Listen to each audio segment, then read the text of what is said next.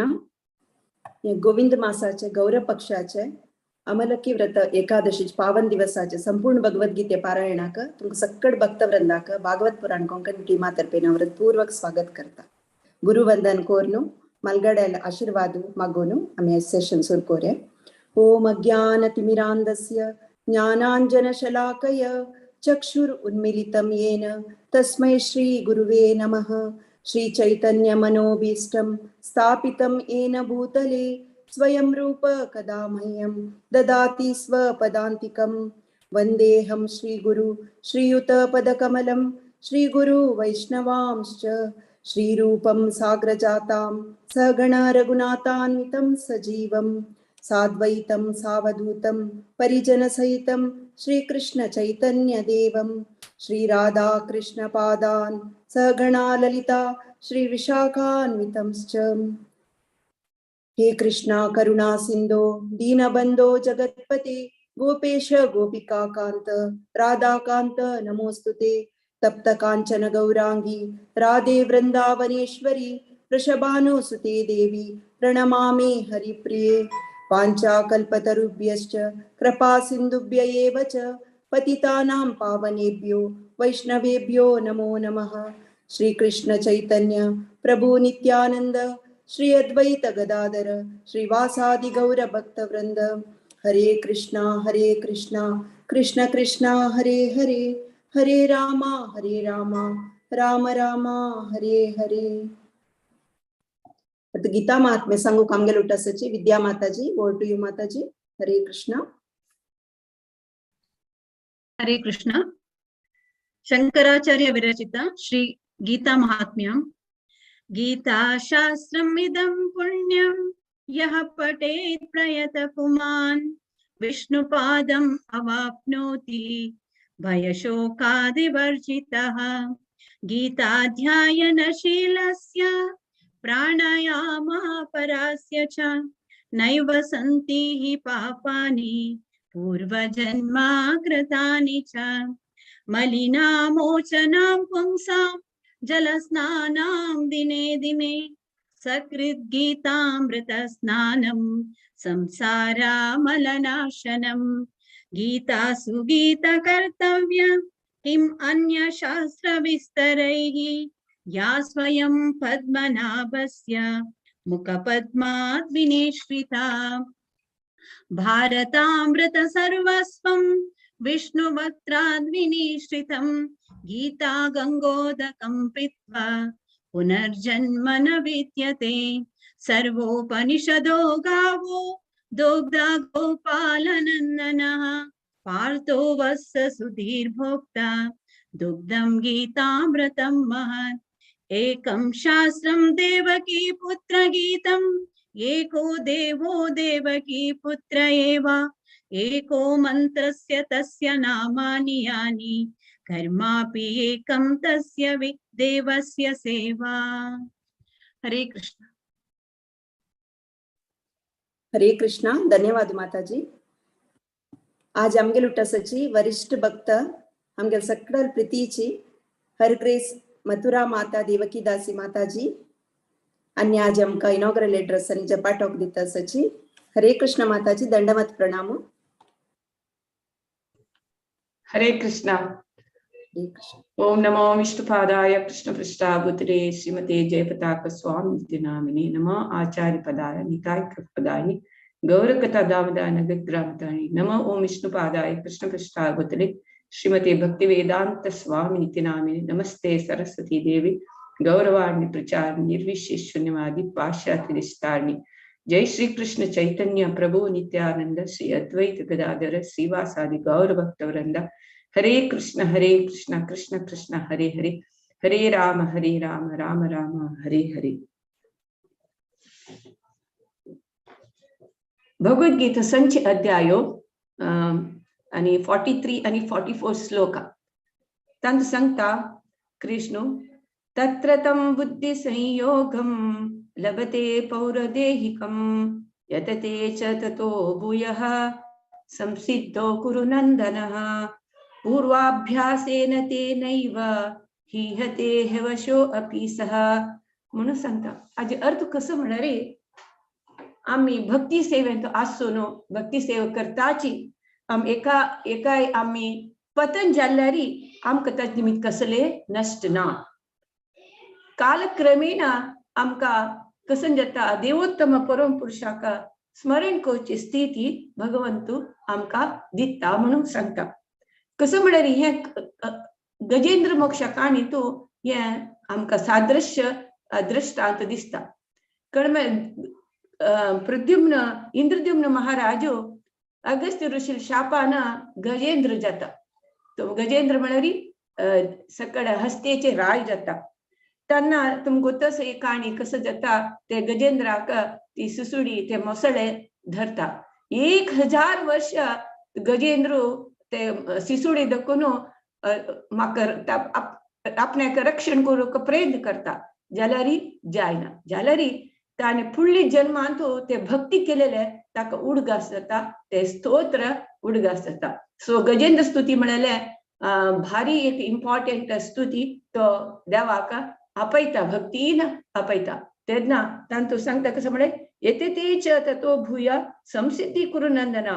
म्हळ्यार आमी एखाद्या फुडली जन्मांत आमकां परिपूर्णते म्हळ्यार देवा साक्षात्कार देवाक दर्शन करूंक जायना तरी जाल्यार अनेक जन्मांत देव आमकां अवकाश दिता म्हळ्यार हे गजेंद्र मोक्षाल काणीतू आमकां दृष्टांत दिसता. गजेंद्राक भगवंत साक्षात येवन ताका दर्शन दिवन ताका रक्षण करता. तशी तश निमित्त ताका फुडली जन्मांत ताणे भक्ती केले निमित्त ताका ह्या जन्मांत देवा साक्षात दर्शन जावन भगवंत कुडले ताका रक्षण दिता. तशीच आमी हे भागवत पुराण कोंकणी चॅनला थ्रू आमी हे भगवद्गीता पारायण आणि हरिनाम जप हरिनामाचे महिमा हे सकड आमी आयकता आसाची. सांगताची हरिनाम कशी ताजी स्थिती म्हळ्यार फस्ट श्रद्धा मागीर हरिनाम जप मागीर अनर्थ निवृत्ती हे पुरो हरिनामांत नामनामकार बहुधा निज सर्व शक्ती ही प्रति नामांत शक्ती आसाची आसा जाल्यार आमकां ते कळना. हांव इतले वस्तू करून जप करता म्हाका पयलें कसले म्हाका म्हगेलें परिवर्तन दिसना म्हाका कसले कळना म्हणून आमी सांगता आसाची. इताक कारण कसले म्हळ्यार आमी ते हरिनामांत आमी परिपूर्ण जावन आमी आमगे ध्यान दवरून आमी जप करनातील कारणाची. सो जाल तितले आमी ते हरिनाम कशी आमगे हृदयांत प्रवेश जाता म्हळ्यार कान्ना थ्रू कान्नान आयकू का तेन्ना इमिडिएट आमी हृदयांत हरिनाम आमगे स्थान घेता. तश निमित्त आमी केन्नाय ते आमगे हरिनाम आयकू का तेन्ना हरिनाम आमगे हृदयांत स्थापन जावका. तेन्ना मात्र आमकां हरिनामाचे ताजे महिमा आमकां कळटा. ओ आमगे मन आयकना म्हणून आमी सांगताची मनांत कसकसने आमकां तेन्नाची ते हरिनाम जप करतनाच की आमकां कसकसल माथ्यांत येता म्हणून तेन्ना मनाक एक काम दिवका. मनाक कसं काम दिवका हे हरे कृष्ण महामंत्राचे आमी केन्नाय कसं ताजी मिनींग म्हणून सांगताची. हे राधा राणी आमकां कृष्णाल सेव दी हे राधा राणी कृष्णाल सेव दी आयकता आमी मनांत हे सांगता हे राधा राणी आम कृष्णाले सेव दी म्हणून आम ते मनांत सांगता सांगताची ते कान्ना दाखोवन आयकता आयकता हरिनाम आमी ते हरिनामाक स्थान हृदयात दिल्ली तरी जाल्यार खंडित आमी एक्का पंथा रॉकेटाक गेला म्हणजे इमिडिएट ते हरिनामाचे ते स्थिती दांटून इमिडिएट हरिप्रेमा स्थितीक आमी पावच्या साध्य खंडित ते साध्य जाल्यार एकच आमी प्रयत्न करू का. कसं म्हळ्यार भगवंताल संदेश जाल्यार भगवद्गीता आमी नियमित प्रकार नियमित म्हळ्यार डेली कितले वाजीत वाजू का आणि हरिनाम जप करू का. जप कशी करता ऐकू का आणि ते हरिनाम हृदयात स्थान देऊ का आणि मना कशी काम देऊ का.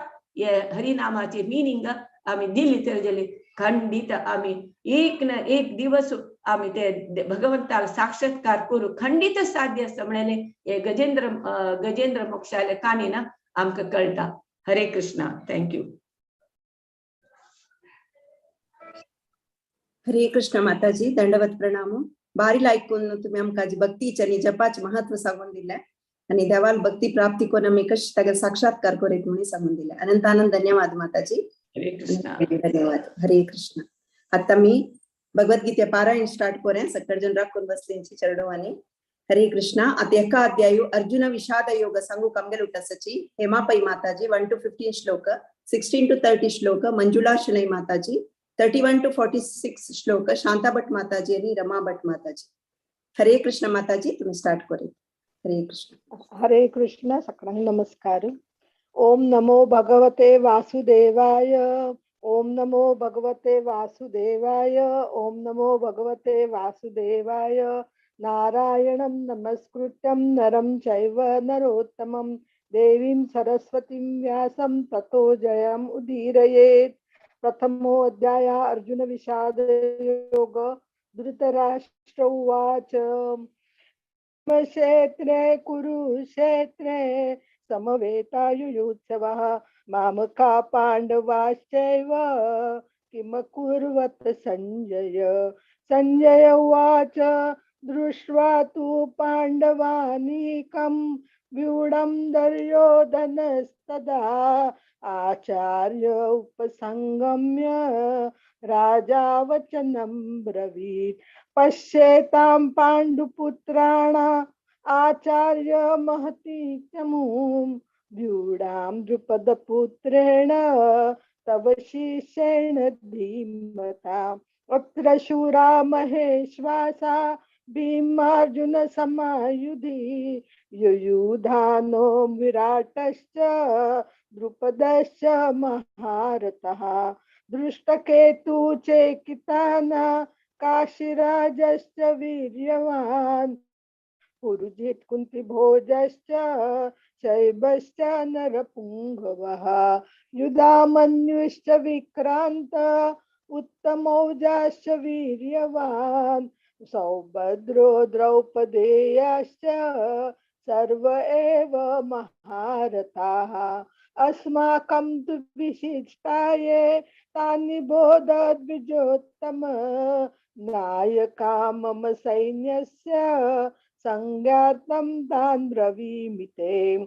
भवान् भीष्मश्च कर्णश्च कृपश्च समितिञ्जय अश्वत्थामा विकर्णश्च सौमदत्तिस्तथैव च अन्ये च बहवः शूरा मदते त्यक्तजीविता नानाशस्त्रप्रहरणा सर्वे युद्धविशारदाः. अपर्याप्तं तदस्माकं बलं भीष्माभिरक्षितं पर्याप्तं त्विदमेतेषां बलं भीमाभिरक्षितम्. अयनेषु च सर्वेषु यथा भागमवस्थिता भीष्ममेवाभिरक्षन्तु भवन्तः सर्व एव हि. तस्य संजनयन् हर्षं कुरु वृद्धा पितामहः सिंहनादं विनद्योच्चै शङ्खं दद्मो प्रतापवान्. तथा शङ्काश्च भैर्यश्च पणवानकगोमुखा सहसैवाभ्यहन्यन्त स शब्दो मतुमूलो भवत्.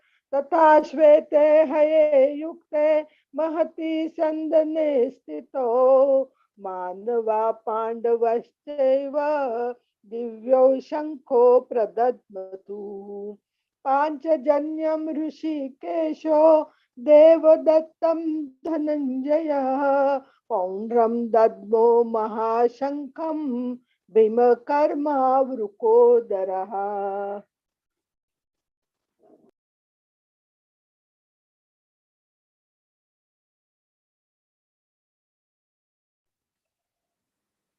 मंजुला शनै माताजी. हरे कृष्ण. हरे कृष्ण.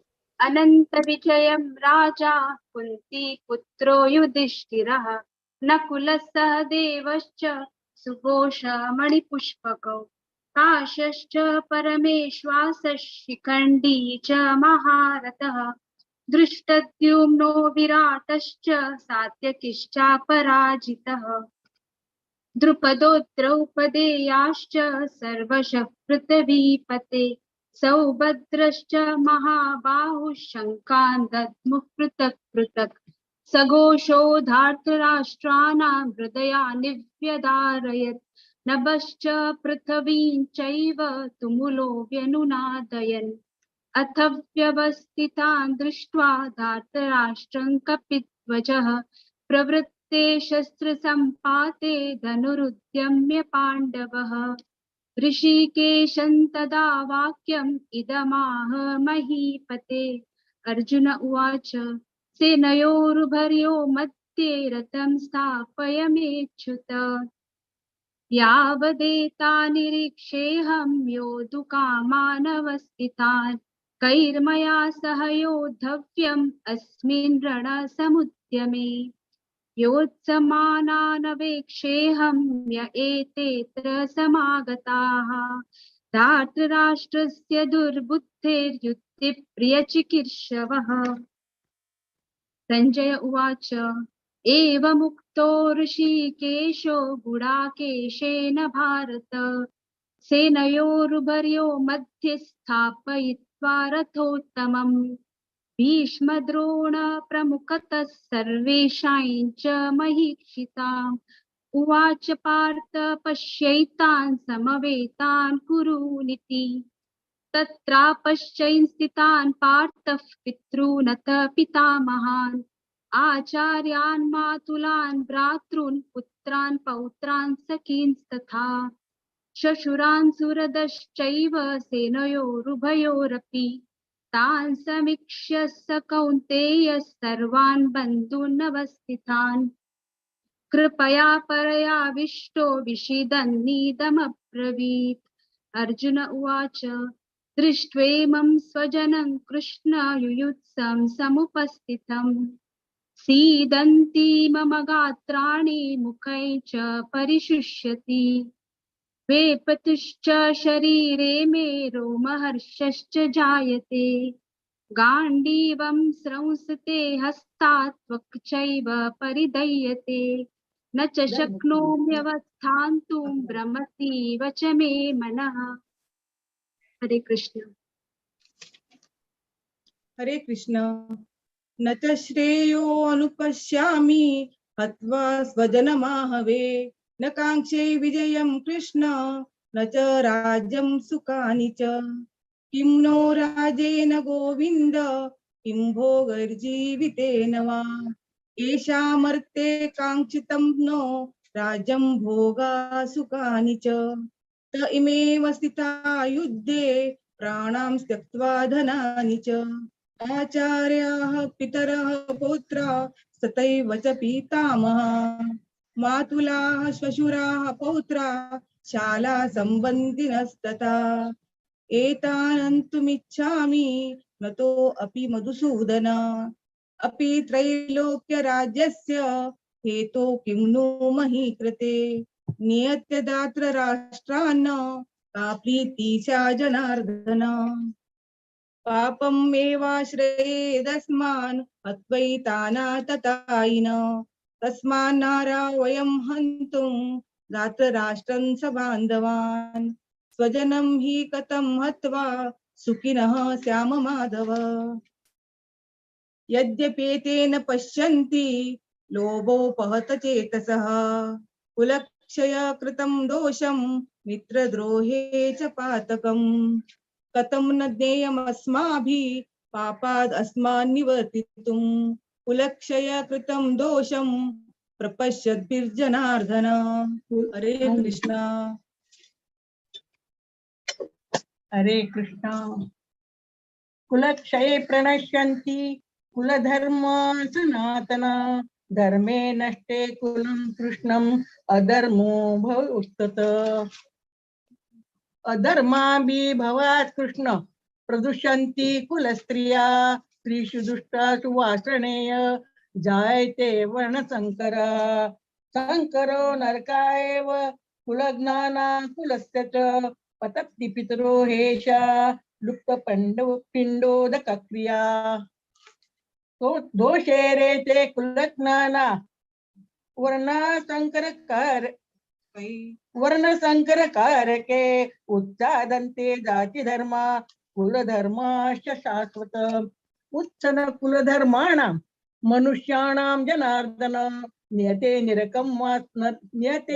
नरके नियतं वासो भवति शुश्रमः अहो महत्पापं कर्तु व्यवसिता वयं यद्राजसुखलोभेन हन्तु स्वजनमुद्यता यदि मामम् अप्रतिकारम् अशस्त्रं शस्त्रपाणय धृतराष्ट्ररणे हन्तुं तन्मे क्षेमन्तरभवेत् एवं मुक्ता संजय उवाच एवं मुक्ता अर्जुन संख्ये रक्तोपस्थ उपाविशत् विसृजं शशरं चापं शोक संविघ्न मानस ओम तत्तत्पदिति श्रीमद्भगवद्गीताया उपनिषदु ब्रह्म विद्याया योग शास्त्रे श्री कृष्णार्जुन संवादे अर्जुन विषाद योगो नाम प्रथमोऽध्याय। ओम हरे कृष्ण कृष्ण कृष्ण हरे हरे हरे राम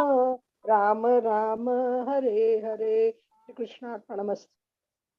हरी बोल माताजी. भारी ऐकून सांगितलं सर. हेमा माताजी भारी ऐकून सांगलंय. अनंत अनंत धन्यवाद. तशीची मंजुळा शणै माताजी तुम्ही भारी ऐकून सांगलंय. खुशी झाले. अनंत अनंत धन्यवाद.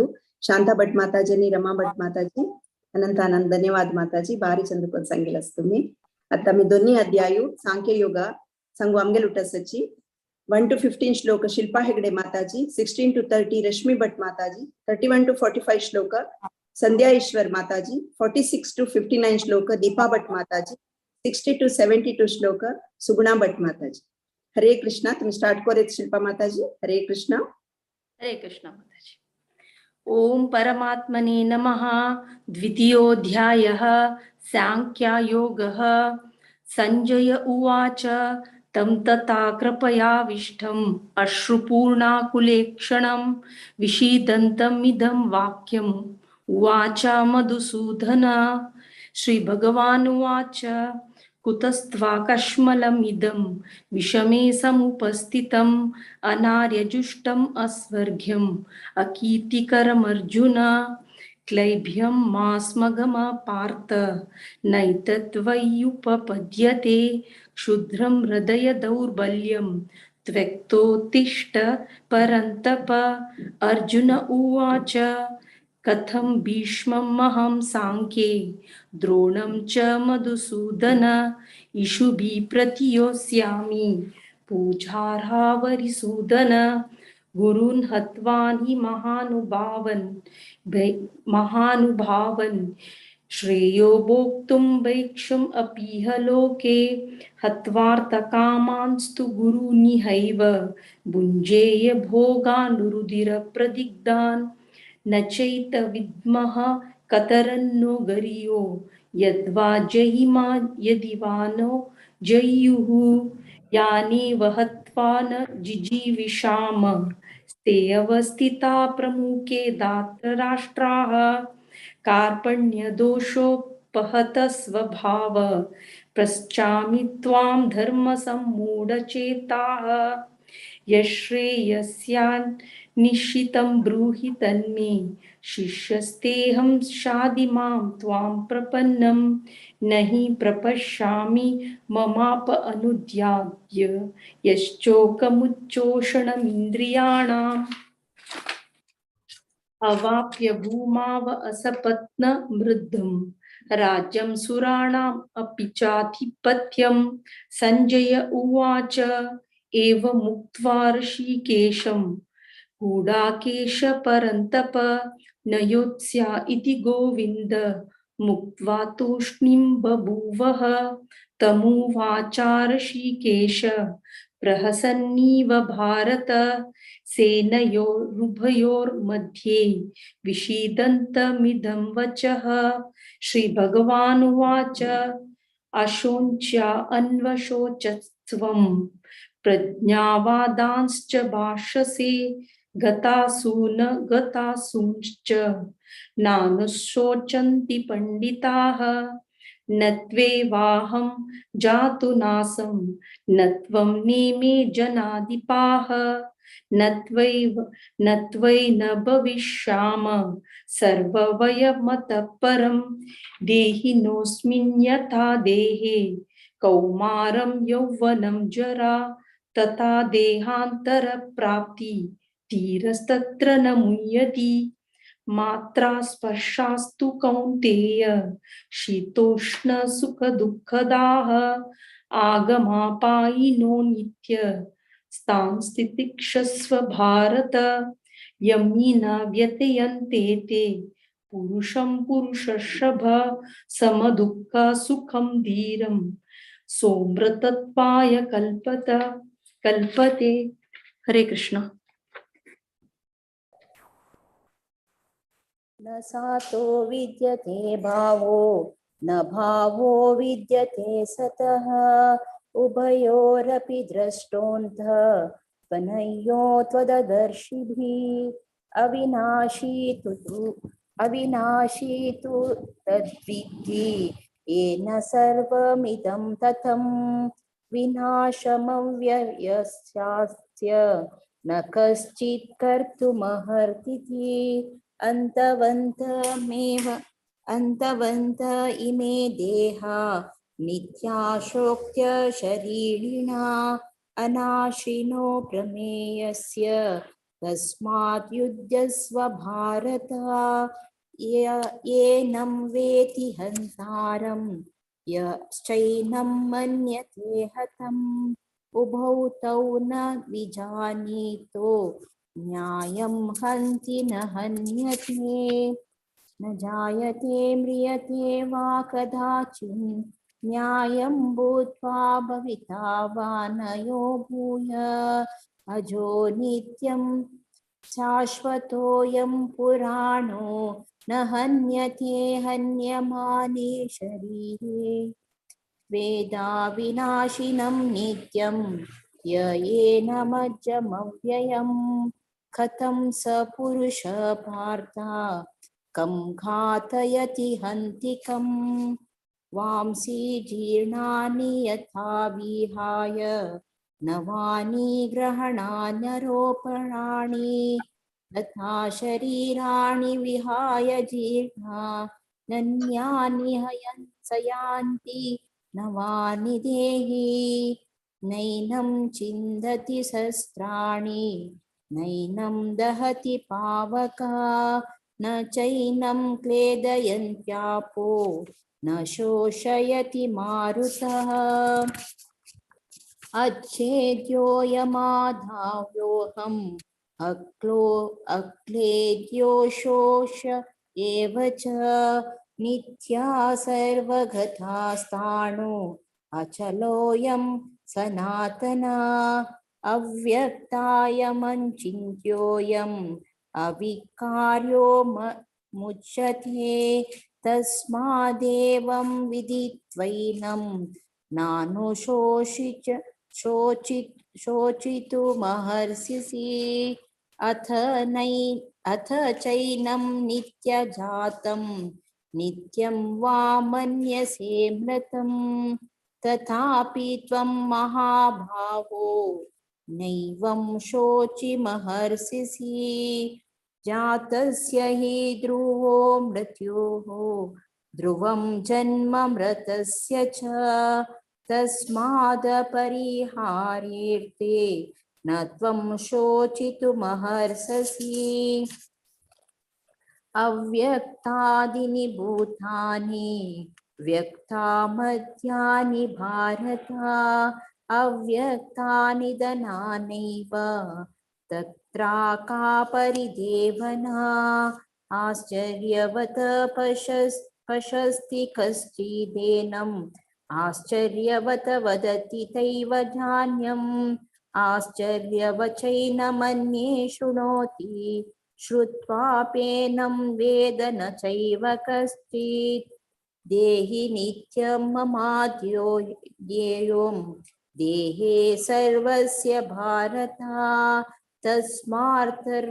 तस्मार्थ सर्वाणि भूतानि न त्वं शोचितुमर्हसि। हरे कृष्णा। हरे कृष्णा। स्वधर्ममपि चावेक्य न विकम्पितुम् अर्हसि धर्म्याधियुद्धाश्रेयोऽन्यत् क्षत्रियस्य न विद्यते यद्रच्छया चोपपन्नं स्वर्गद्वारम् अपामृतं सुखिनः क्षत्रिया पार्थ लभन्ते युद्धमीदृशम् अत चेत् त्वमिदं धर्मं संग्रामं न करिष्यसि ततः स्वधर्मं कीर्तिं च हित्वा पापम् अवाप्स्यसि अकीर्तिं चापि भूतानि कथयिष्यन्ति ते व्ययाम् संभावितस्य च अकीर्तिः मरणादतिरिच्यते भयाद्रणादुपरतं मंस्यन्ते त्वां महारथाः येषां च त्वबहुमतो भूत्वा यास्यसि लाघवम् अवाच्या वादांश्च बहून् वदिष्यन्ति तवाहिताः निन्दन्तस्तव सामर्थ्यं ततो दुःखतरं नु किम् हतो वा प्राप्स्यसि स्वर्गं जित्वा वा भोक्ष्यसे महिम् तस्मादुत्तिष्ठ कौन्तेय युद्धाय कृतनिश्चयः सुख दुःखे समे कृत्वा लाभालाभो जया जयो ततो युद्धाय युज्यस्व नैवं पापम् अवाप्स्यसि एषा ते विहिता सांख्ये बुद्धियोगे इमां शृणु बुद्ध्या युक्तो यया पार्थ कर्मबन्धं प्रहास्यसि नेहाभिक्रनाशोऽस्ति प्रत्यवायो न विद्यते स्वल्पमप्यस्य धर्मस्य आयते महतो भयात् व्यवसायात्मिका बुद्धि एकेहा कुरु नन्दन बहुशाखा ह्यनन्ताश्च बुद्धयो व्यवसायिनां यामिमां पुष्पितां वाचं प्रवदन्त्यविपश्चितः वेदवादरताः पार्थ नान्यदस्ति निवादिनः कामात्मानः स्वर्गपरा जन्म कर्म फलाप्रदान् क्रिया विशेष बहुलां भोगैश्वर्य गतिं प्रति भोगैश्वर्य प्रसक्तानां तया प्ररत चेतसां व्यवसायात्मिका बुद्धिः समादौ न विधीयते त्रैगुण्य विषया वेदा निस्त्रैगुण्यो भवार्जुन निर्द्वन्द्वो नित्यसत्त्वस्थो निर्योगक्षेम आत्मवान्। हरे कृष्ण। यावानर्थ उदपाने सर्वतः संप्लुतोदके तावान् सर्वेषु वेदेषु ब्राह्मणस्य विजानतः कर्मण्येवाधिकारस्ते मा फलेषु कदाचन मा कर्मफलहेतु मा ते स्वकर्मणि योगस्थ कुरु कर्माणि संगं त्यक्त्वा धनञ्जय सिद्ध सिद्धो समो भूत्वा समत्वं योग उच्यते दुरेण यवरं कर्म बुद्धियोगान् धनञ्जय बुद्धौ शरणमन्विच्छ कृपणः फलहेतवः बुद्धियुक्तो जहातीह उभे सुकृत दुष्कृते तस्माद्योगाय युज्यस्व योगः कर्मसु कौशलम् कर्मजं बुद्धियुक्ता हि फलं त्यक्त्वा मनीषिणः जन्मबन्ध विनिर्मुक्ताः पदं गच्छन्त नामयम् यदा ते मोहकलिलं बुद्धिर्व्यतितरिष्यति तदा गन्तासि निर्वेदं श्रोतव्यस्य सुतस्य च श्रुति विप्रतिपन्नाते यदा स्थास्यति निश्चला समाधावचला बुद्धि सदा योगमवाप्स्यसि। अर्जुनवाच स्थितप्रज्ञस्य का भाषा समाधिस्तस्य केशव स्थितधिः किं प्रभासेत किमासीत व्रजेत किं। श्रीभगवानुवाच प्रजहाति यदा कामान् सर्वान् पार्थमनोगतान् आत्मनैवात्मना तुष्टः चित्तप्रज्ञस्तदोच्यते। दुःखेष्वनुद्विग्नमनः सुखेषु विगतस्पृहः वीतरागभयक्रोधः स्थितधीर्मुनिरुच्यते। यः सर्वत्रानभिस्नेहस्तत्तत्प्राय प्राप्य शुभाशुभं नाभिनन्दन्ति न द्वेष्टि तस्य प्रज्ञा प्रतिष्ठिता। यदा संहरते चायं कुर्मुङ्गानीव सर्वशः इन्द्रियाणीन्द्रियार्थेभ्यः तस्य प्रज्ञा प्रतिष्ठिता। विषयां विनिर्वर्तन्ते निराहारस्य देहिनः रसवर्ज्यं रसोप्यस्य परं दृष्ट्वा निवर्तते। हरे कृष्ण।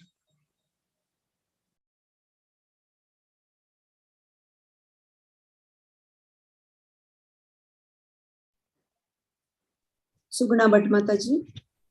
हरे कृष्ण। ततो ह्यपि कौन्तेय पुरुषस्य विपश्चितः इन्द्रियाणि प्रमाथीनि हरन्ति प्रसभं मनः तानि सर्वाणि संयम्य युक्त आसीत मत्परः वशे हि यस्येन्द्रियाणि तस्य प्रज्ञा प्रतिष्ठिता। ध्यायतो विषयान् पुंस संगस्तेषुपजायते संगात् संसायते काम कामात् क्रोधोऽभिजायते क्रोधात् भवति सम्मोह सम्मोहात् स्मृतिविभ्रमः स्मृतिभ्रंशात् बुद्धिनाशो बुद्धिनाशात् प्रणश्यति। रागद्वेषवियुक्तैस्तु विषयानीन्द्रियैश्चरन् आत्मवश्यैर्विधेयात् यत्मा प्रसादमधिगच्छति। प्रसादे सर्वदुःखानां हानिरस्योपजायते प्रसन्नचेतसो ह्याशु बुद्धिपर्यवतिष्ठते। नास्ति बुद्धिरयुक्तस्य न चायुक्तस्य भावना न चाभावयत शान्ति प्रशान्तस्य कुतः सुखम्। इन्द्रियाणां च हिरतां यन्मनो विधीयते तदस्य हरति प्रज्ञां वायुर्नावमे वांसि। तस्माद्यस्य महाबाहो निगृहीतानि सर्वशः इन्द्रियाणीन्द्रियार्थेभ्यः तस्य प्रज्ञा प्रतिष्ठिता। या निशा सर्वभूतानां तस्यां जागर्ति संयमी यस्यां जागृति भूतानि सा निशा पश्यतो मुनेः। आपूर्यमाणमचलप्रतिष्ठं समुद्रमाप प्रविशन्ति यद्वत् तद्वत् कामायं प्रविशन्ति सर्वे स शान्तिमाप्नोति न कामकामी। विहाय कामान्य सर्वान् पुमांसरति निष्प्रहः निर्ममो निरहङ्कार स शान्तिमधिगच्छति। एषा ब्राह्मी स्थितिः पार्थ नैनां प्राप्य विमुह्यति स्थित्वा स्यामन्तकालेऽपि ब्रह्मनिर्वाणं रच्यति। ओम तत्सदिति श्रीमद्भगवद्गीतासूपनिषत्सु ब्रह्मविद्यायां योगशास्त्रे श्रीकृष्णार्जुन संवादे सांख्ययोगो नाम द्वितीयोऽध्यायः। श्रीकृष्णार्पणमस्तु। हरे कृष्णा कृष्ण कृष्ण हरे हरे हरे राम राम राम हरे हरे। हरी बोल माताजी. सक्कड माताजीना 12 ऐकून सांगितलं असतं. शिल्पा माताजी मस्त स्पष्ट जाऊन ऐकून सांगले तुम्ही. रश्मी माताजी तुम्ही 12 ऐकून सांगले आनंदानंद धन्यवाद. संध्या माताजी 12 ऐकून सांगले धन्यवाद. दीपा भट माताजी एज यूजुअल बारी चंदकोन क्लियर जाऊन सांगले धन्यवाद. सुगुणा भट माताजी तुम्ही बारी चंदकोन सांगले. पूरा माताजी आमकां चिरपरिचित आसचे. आमी कीर्तना क्लासांत रेग्युलर मेळटा ती तशें देखून तांगेले वॉयस इतली चंद आसा. खुशी जाली आयकून. धन्यवाद. तुमकां सकट जण हांव रिक्वेस्ट करता आमगेले कीर्तना क्लास आसा वारा 2 दिवस तुम्ही पुरा जणांनी जॉइन जावेत. एनी टाइम तुम्ही जॉइन जावेता. हरे कृष्णा. आता तिन्ही अध्याय कर्मयोग संगो आमगे लुट्टासाची 1 to 15 श्लोक माया अरविंद माताजी, 16 to 20 श्लोक अमृता पडियार माताजी, 21 to 29 श्लोक रघुवीर पै प्रभुजी, 30 to 43 श्लोक शोभना कामत माताजी. हरे कृष्णा. माया माताजी तुम्ही स्टार्ट करूत. हरे कृष्ण. हरे कृष्ण. ओम श्री गुरुभ्यो नमः. ओम श्री परमात्मने नमः. अथ तृतीयोऽध्यायः कर्मयोगः. अर्जुन उवाच ध्यायसि चेत् कर्मणस्ते मता बुद्धि जनार्दन तत् किं कर्मणि घोरे मां नियोजयसि केशव. व्यामिश्रेणेव वाक्येन बुद्धिं मोहयसीव मे तदेकं वद निश्चित्य येन श्रेयोऽहमाप्नुयाम्. श्री भगवानुवाच लोकेऽस्मिन् विविधा निष्ठा पुरा प्रोक्ता मया नघ. ज्ञानयोगेन सांख्यानां कर्मयोगेन योगिनां. न कर्मणामनारम्भात् नैष्कर्म्यं पुरुषोऽश्नुते न च सन्न्यासनादेव सिद्धिं समधिगच्छति. न हि कश्चित् कष्टमपि जातु तिष्ठत्य कर्म कृत कार्यते ह्यवश कर्म सर्वप्रकृतिजैर्गुणैः. कर्मेन्द्रियाणि संयम्य य आस्ते मनसा स्मरन् इन्द्रियार्थान् विमूढात्मा मिथ्याचार स उच्यते. यस्विन्द्रियाणि मनसा नियम्यारभतेऽर्जुन कर्मेन्द्रियैः कर्मयोगम् असक्तः स विशिष्यते. नियतं कुरु कर्म त्वं कर्म ज्यायो ह्यः कर्मणः शरीरयात्रापि च ते न प्रसिद्धेद कर्मणः.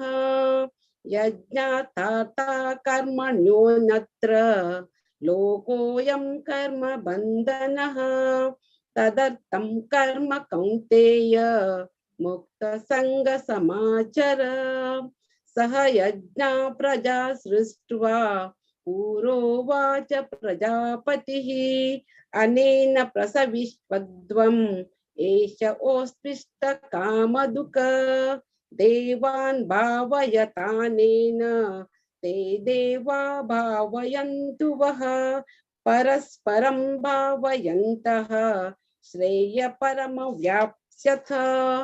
इष्टान् भोगान् हि वो देवाः दास्यन्ते यज्ञभाविताः. तैर्दत्तान् प्रदायैभ्यः यो भुङ्क्ते स्नेह एव सः. यज्ञाशिष्टाशिन सन्तः मुच्यन्ते सर्वकिल्बिषैः.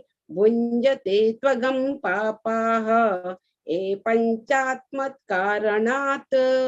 अन्नाद् भवन्ति भूतानि पर्जन्यादन्न संभवः. यज्ञात् भवति पर्जन्यः यज्ञकर्म समुद्भवः. कर्म ब्रह्मोद्भवं विद्धि ब्रह्माक्षर समुद्भवं. तस्मात् सर्वगतं ब्रह्म नित्यं यज्ञे प्रतिष्ठितं. हरे कृष्ण. एवं प्रवर्तितं चक्रं नानुवर्तयति हयः. अघायुरिन्द्रिया रामो मोघं पार्थ स जीवति. यस्त्वात्मरतिरेव स्यात् आत्मतृप्तश्च मानवः. आत्मन्येव च सन्तुष्ट तस्य कार्यं न विद्यते. नैव तस्य कृतेनार्थो नाकृतेनेह कश्चन.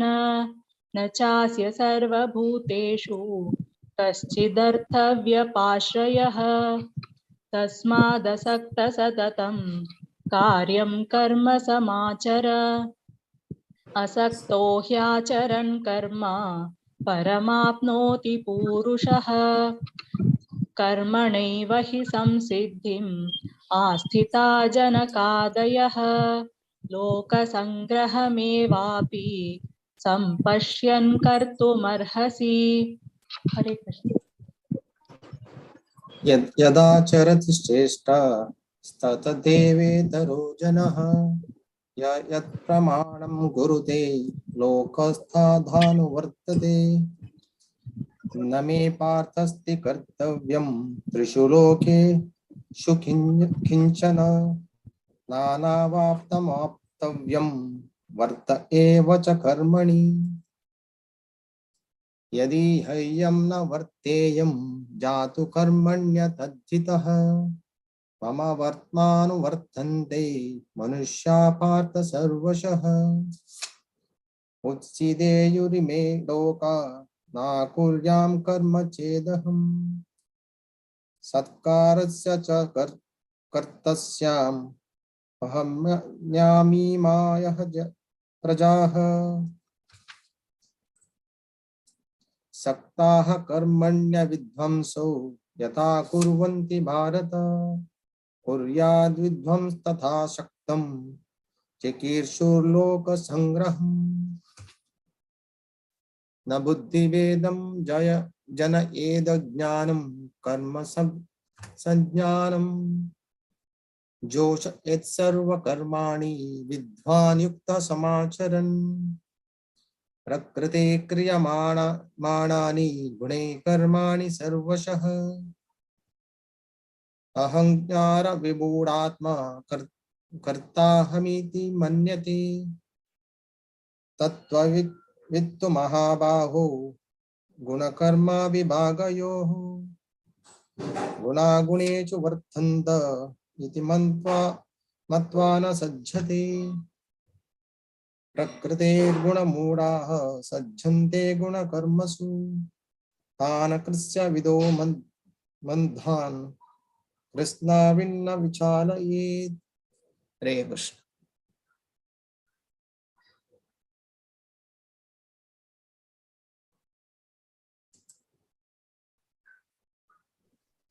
हरे कृष्ण माताजी.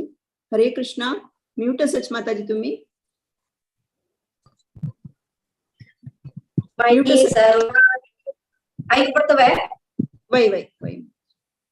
मयि सर्वाणि कर्माणि संन्यासतां चेतसा निराशीर्निर्ममोक्ता युध्यस्याव्यतात्रा ये मे पदमिदं कृत्य मनुतिष्ठन्ति मानवा श्रद्धावन्तो न स्तुत्यन्तो मुच्यन्तो तेऽपि कर्मभिः एते कादयं सूयन्तो सानुतिष्ठन्ति मे मतम् सर्वज्ञा विमूढां तां विद्धि द्रष्टानुचेतसां सदृशं चेष्टते शास्य प्रगतो ज्ञानमानवी प्रकृति यानि भूतानि निग्रहं किं तिष्ठति इन्द्रियान्द्रेन्द्रिया सद्यर्थे रागाद्वेषो विवस्थितो या तयोर्नापशमागच्छेत् तौ कस्य परिपत्तिनो श्रेयान् स्वधर्मविगुणा परधर्मा संयुक्ता स्वधर्मानिधनं श्रेया परधर्मो भयाक्वा। अर्जुन उवाच अथ केन प्रयुक्तोऽयं पापं चरति पुरुषः अनिश्चिन्तनपि कर्षणेय बलादीवा नियोजिता। श्रीभगवानुवाच काम एषा क्रोध एषा रजो गुणः समुद्भवा महाशानो महापापं विद्येनामिह वैरिणं धूमेनाव्रियते वह्निर्यथा दर्शनमलेन च यथो लब्धो न वृतगर्भास्तथा तेनेव्यमावृतम् आवृतं ज्ञानमेतेन ज्ञानिनो नित्यवैरिणा कामरूपेण कौन्तेय दुष्पुरेण नलेचना इन्द्रियाणि मनोबुद्धिरस्याधिष्ठानमुच्यते एतद्विमोहयत्येषां ज्ञानं कृत्यादेहिनं तस्मात् त्वमिन्द्रियाणो नियम्नो भरतहर्षभ पापं ज्ञानविज्ञाननाशनम् इन्द्रियाणि परण्यपो इन्द्रियेभ्यः परं मनसास्तु परं बुद्धेयो बुद्ध्यैर्परतास्तु या एवं बुद्धे परं बुद्ध्वा संस्थाप्य आत्मना जहि शत्रुं महाबाहो कामरूपं दुरासदम् इति श्रीमद्भगवद्गीतासु उपनिषत्सु विद्यायां योगशास्त्रे श्रीकृष्णार्जुनसंवादे कर्मयोगो नाम तृतीयोऽध्यायः। हरे राम राम राम हरे हरे हरे कृष्णा कृष्ण कृष्ण हरे हरे हरे कृष्णार्पणमस्तु।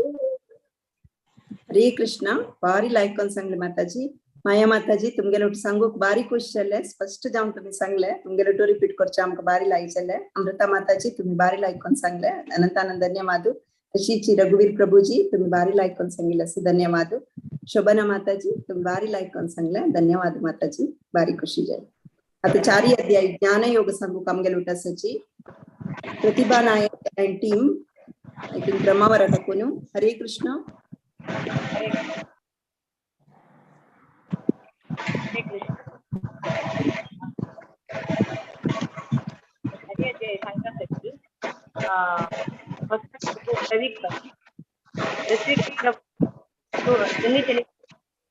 प्रणव पंचाचे कौशिक पै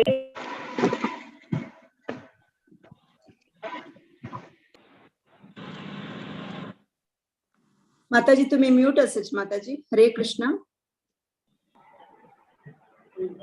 हरे कृष्णा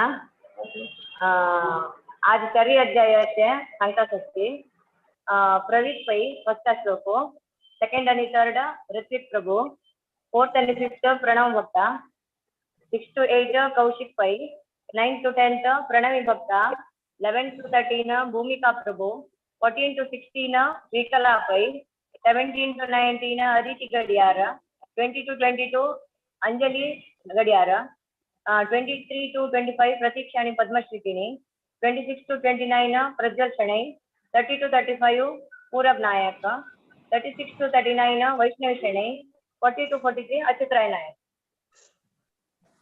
हरे कृष्ण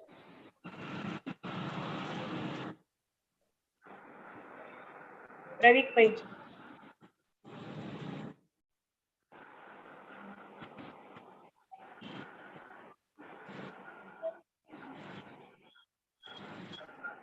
प्रवीक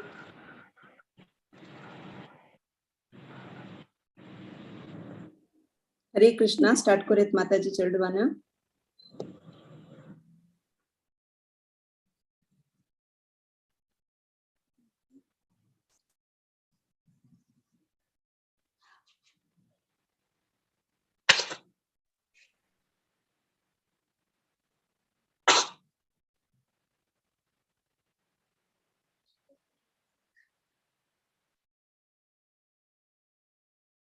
पै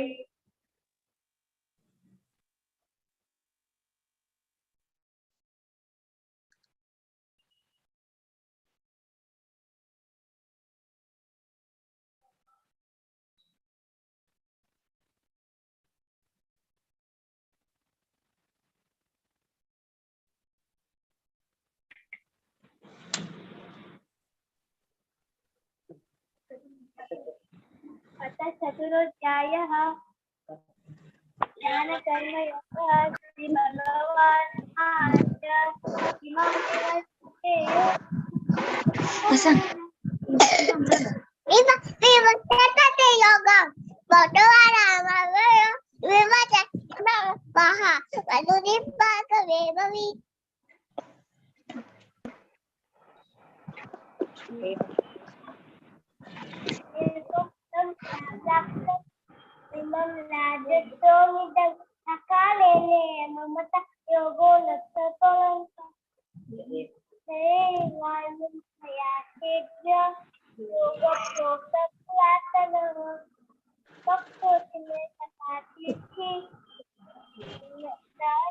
वेदवित्तमम् वाच बहु अपरं भवतो जन्म परं जन्म विवस्वतः त्वमेतद्विजानीयां प्रमादौ प्रोक्तवान् इति। श्रीभगवानुवाच बहूनि विपरीतानि जन्मानि तार्जुन नान्यं वेद सर्वाणि न त्वं वेत्त परन्तप। अजोऽपि सत्यात्मां भूतानामीश्वरोऽपि सन् प्रकृतिं स्वामधिष्ठाय सम्भवाम्यात्ममायया यदा यदा हि धर्मस्य ग्लानिर्भवति भारत अभ्युत्थानमधर्मस्य तदात्मानं सृजाम्यहम् परित्राणाय साधूनां विनाशाय च दुष्कृतां धर्म संस्थापनार्थाय संभवामि युगे युगे। जन्म कर्म च मे दिव्यम् एवं यो वेत्ति तत्त्वतः तत्त्वादेहं पुनर्जन्म नैति मामेति सोऽर्जुन। वीतरागभयक्रोधा मन्मया मामुपाश्रिताः बहवो ध्यानतपसा भूता मद्भावभागताः।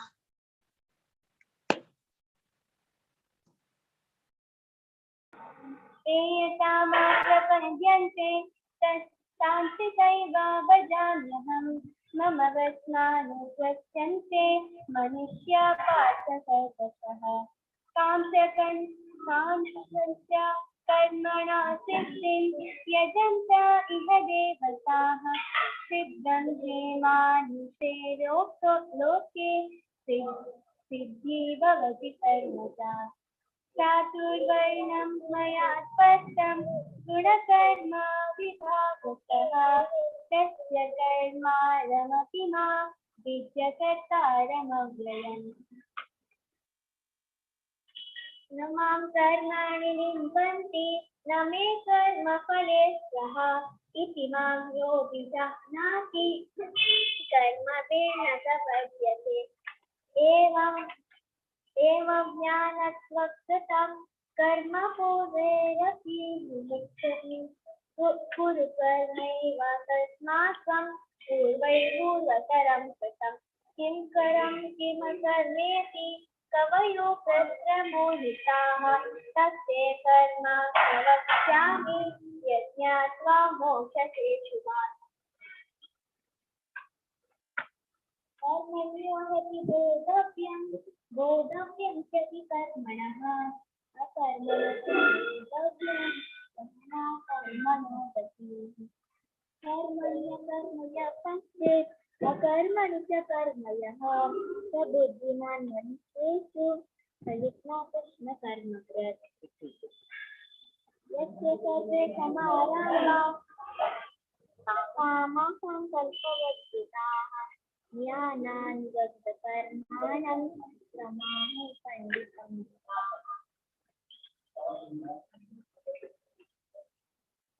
त्यक्त्वा कर्मफलासङ्गं नित्यतृप्तो निराश्रयः कर्मण्यभिप्रवृत्तोऽपि नैव किञ्चित् करोति सः निराशीर्यत चित्तात्मा त्यक्तसर्वपरिग्रहः शारीरं केवलं कर्म कुर्वन्नाप्नोति किल्बिषम् यद्रचालाभसन्तुष्टो द्वन्द्वातीतो विमत्सरः समाः सिद्धवा सिद्धौ च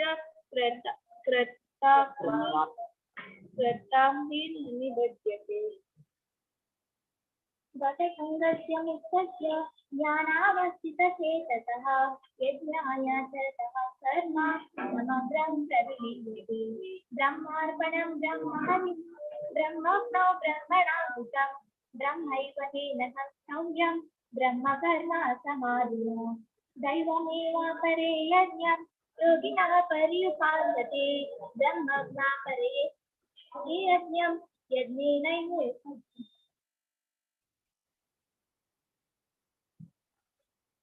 श्रोत्रादीनि इन्द्रियाण्यन्ये संयमाग्निषु जुह्वति शब्दादीन् विषयानन्य इन्द्रियाग्निषु जुह्वति सर्वाणीन्द्रियकर्माणि प्राणकर्माणि च परे आत्मसंयमयोगाग्नौ जुह्वति ज्ञानदीपिते द्रव्ययज्ञ तपोयज्ञ योगयज्ञ तथा परे स्वाध्याय ज्ञानयज्ञश्च यतया संहिताव्रताः अपाने जुह्वति प्राणं प्राणे पानं तथा परे प्राणापानगतिरुद्ध्वा प्राणायामपरायणाः नियताहाराः प्राणान् प्राणेषु जुह्वति सर्वेप्येते यज्ञविदो यज्ञक्षपितकल्मषः यज्ञसृष्टामृतभुजो यान्ति ब्रह्म सनातनं नायं लोकोऽस्त्यज्ञस्य कुतोऽन्यः कुरु सत्तमः एवं बहुविधा यज्ञा वितता ब्रह्मणो मुखे कर्मजान् विद्धितान् सर्वान् एव ज्ञात्वा विमोक्ष्यसे श्रेयान् द्रव्यमयाद्यज्ञात् ज्ञानयज्ञ परं तव सर्वं कर्म किलं पार्थ ज्ञाने परिसमाप्यते तद्विद्धि प्रणिपातेन प्रश्नेन सेवया उपदेक्ष्यन्ति ते ज्ञानं ज्ञानिनस्तत्त्वदर्शिनः यज्ञात्वा न पुनर्मोहम् एवं यास्यसि पाण्डव येन भूतान् शेषेण द्रक्ष्यस्यात्मन्यतो मयि अपि चेदसि पापेभ्यः सर्वेभ्यः पापकृत्तमः सर्वं ज्ञानप्लवेनैव रजिनं सन्तरिष्यसि यथैदांसि समिद्धोऽग्निः भस्मासात् कुरुते अर्जुन ज्ञानाग्नि सर्वकर्माणि भस्मासात् कुरुते तथा न हि ज्ञानेन सदृशं पवित्रमिह विद्यते तत्त्वयं योगसंसिद्धिः कालेनात्मनि विन्दति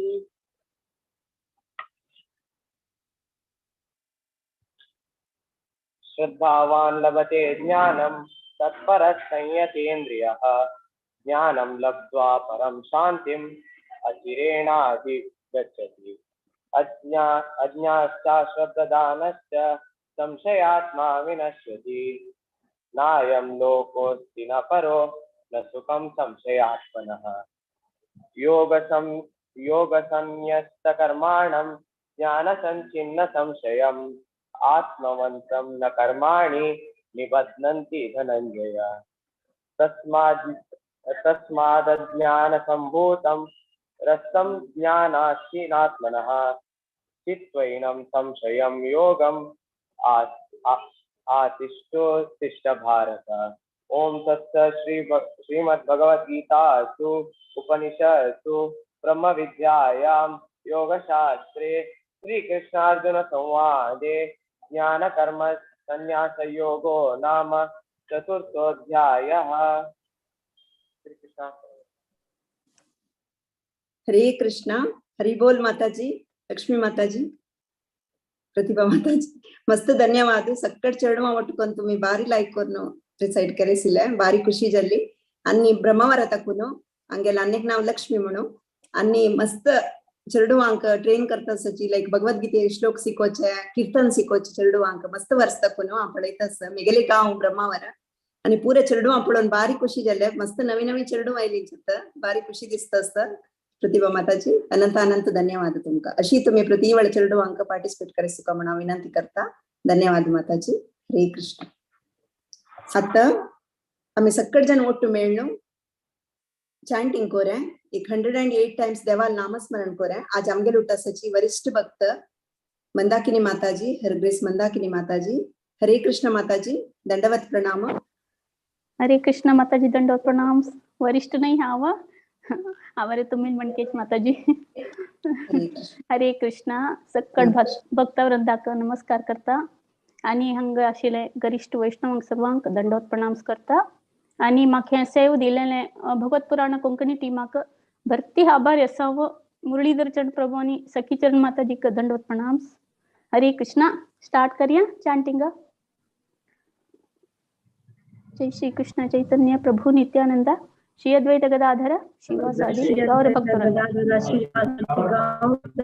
हरे कृष्णा कृष्ण कृष्ण हरे हरे, हरे राम राम राम हरे हरे, हरे कृष्णा कृष्ण कृष्ण हरे हरे, हरे राम राम राम हरे हरे, हरे कृष्णा कृष्ण कृष्ण हरे हरे, हरे राम राम हरे हरे,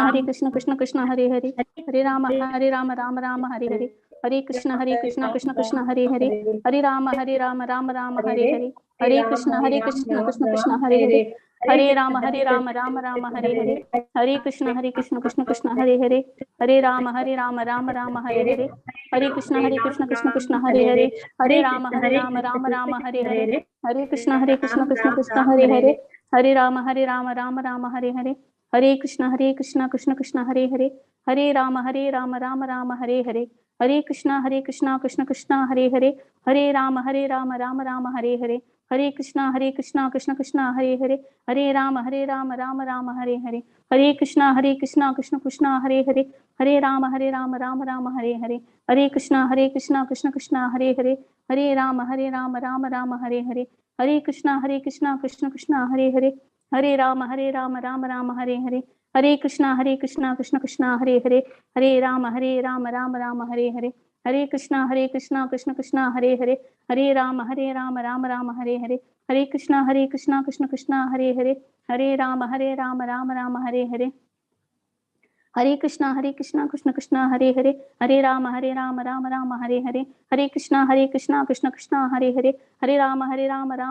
हरे, हरे कृष्ण कृष्ण कृष्ण हरे हरे, हरे राम राम राम हरे हरे, हरे कृष्ण कृष्ण कृष्ण हरे हरे, हरे राम राम राम हरे हरे, हरे कृष्ण कृष्ण कृष्ण हरे हरे, हरे राम राम राम हरे हरे, हरे कृष्ण कृष्ण कृष्ण हरे हरे, हरे राम राम राम हरे हरे, हरे कृष्ण कृष्ण कृष्ण हरे हरे, हरे राम राम राम हरे हरे, हरे कृष्ण कृष्ण कृष्ण हरे हरे, हरे राम राम राम हरे हरे, हरे कृष्ण कृष्ण कृष्ण हरे हरे, हरे राम राम राम हरे हरे, हरे कृष्ण कृष्ण कृष्ण हरे हरे, हरे राम राम राम हरे हरे, हरे कृष्ण कृष्ण कृष्ण हरे हरे, हरे राम राम राम हरे हरे,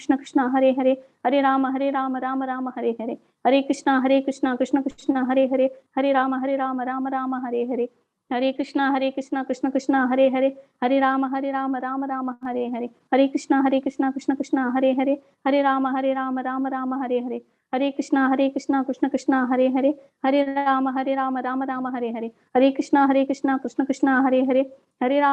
राम राम हरे हरे, हरे कृष्ण कृष्ण कृष्ण हरे हरे, हरे राम राम राम हरे हरे, हरे कृष्ण कृष्ण कृष्ण हरे हरे, हरे राम राम राम हरे हरे, हरे कृष्ण कृष्ण कृष्ण हरे हरे, हरे राम राम राम हरे हरे, हरे कृष्ण कृष्ण कृष्ण हरे हरे, हरे राम राम राम हरे हरे, हरे कृष्ण कृष्ण कृष्ण हरे हरे, हरे राम राम राम हरे हरे, हरे कृष्ण कृष्ण कृष्ण हरे हरे, हरे राम राम राम हरे हरे,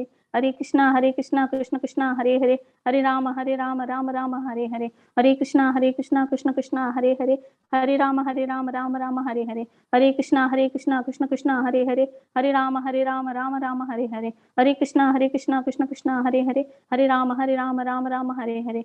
राम हरे हरे, हरे कृष्ण कृष्ण कृष्ण हरे हरे, हरे राम राम राम हरे हरे, हरे कृष्ण कृष्ण कृष्ण हरे हरे, हरे राम राम राम हरे हरे, हरे कृष्ण कृष्ण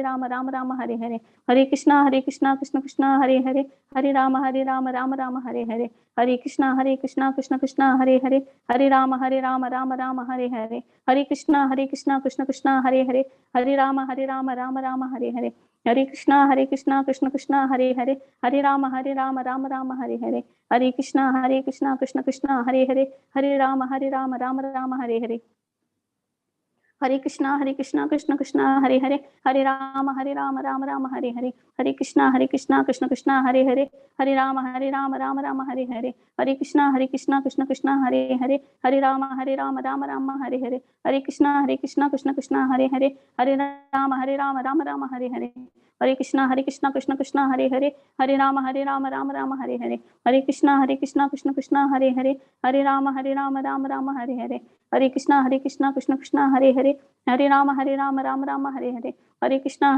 कृष्ण कृष्ण हरे हरे, हरे राम राम राम हरे हरे, हरे कृष्णा कृष्ण कृष्ण हरे हरे, हरे राम राम हरे हरे, हरे कृष्णा कृष्ण कृष्ण हरे हरे, हरे राम राम राम हरे हरे, हरे कृष्णा कृष्ण कृष्ण हरे हरे, हरे राम राम राम हरे हरे, हरे कृष्णा कृष्ण कृष्ण हरे हरे, हरे राम राम राम हरे हरे, हरे कृष्णा कृष्ण कृष्ण हरे हरे, हरे राम राम राम हरे हरे, हरे कृष्णा कृष्ण कृष्ण हरे हरे, हरे राम राम राम हरे हरे, हरे कृष्णा कृष्ण कृष्ण हरे हरे, हरे राम राम राम हरे हरे, हरे कृष्णा कृष्ण कृष्ण हरे हरे, हरे राम राम राम हरे हरे, हरे कृष्णा कृष्ण कृष्ण हरे हरे, हरे राम राम राम हरे हरे, हरे कृष्णा कृष्ण कृष्ण हरे हरे, हरे राम राम राम हरे हरे, हरे कृष्णा कृष्ण कृष्ण हरे हरे, हरे राम राम राम हरे हरे, हरे कृष्णा कृष्ण कृष्ण हरे हरे, हरे राम हरे, हरे कृष्णा कृष्ण हरे हरे, हरे राम राम राम हरे हरे, हरे कृष्णा कृष्ण कृष्ण हरे हरे, हरे राम राम राम हरे हरे,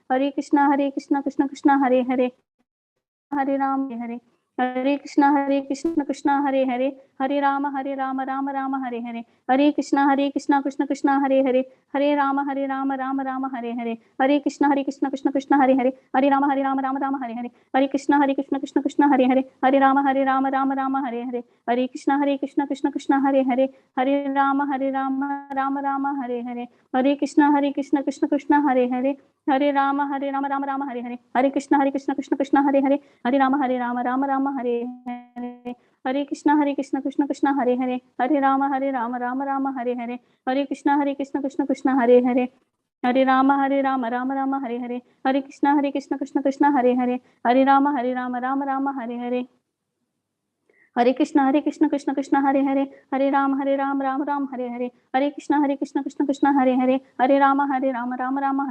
हरे कृष्णा कृष्ण कृष्ण हरे हरे, हरे राम राम राम हरे हरे, हरे कृष्णा कृष्ण कृष्ण हरे हरे, हरे राम राम राम हरे हरे, हरे कृष्णा कृष्ण कृष्ण हरे हरे, हरे राम राम राम हरे हरे, हरे कृष्णा कृष्ण कृष्ण हरे हरे, हरे राम राम राम हरे हरे, हरे कृष्णा कृष्ण कृष्ण हरे हरे, हरे राम राम राम हरे हरे, हरे कृष्णा कृष्ण कृष्ण हरे हरे, हरे राम राम राम हरे हरे, हरे कृष्णा कृष्ण कृष्ण हरे हरे, हरे राम राम राम हरे हरे, हरे कृष्णा कृष्ण कृष्ण हरे हरे, हरे राम राम राम हरे हरे, हरे कृष्णा कृष्ण कृष्ण हरे हरे, हरे राम राम राम हरे हरे, हरे कृष्णा कृष्ण कृष्ण हरे हरे, हरे राम राम राम हरे हरे, हरे कृष्णा कृष्ण कृष्ण हरे हरे, हरे राम राम राम हरे हरे, हरे कृष्णा कृष्ण कृष्ण हरे हरे, हरे राम राम राम हरे हरे, हरे कृष्णा कृष्ण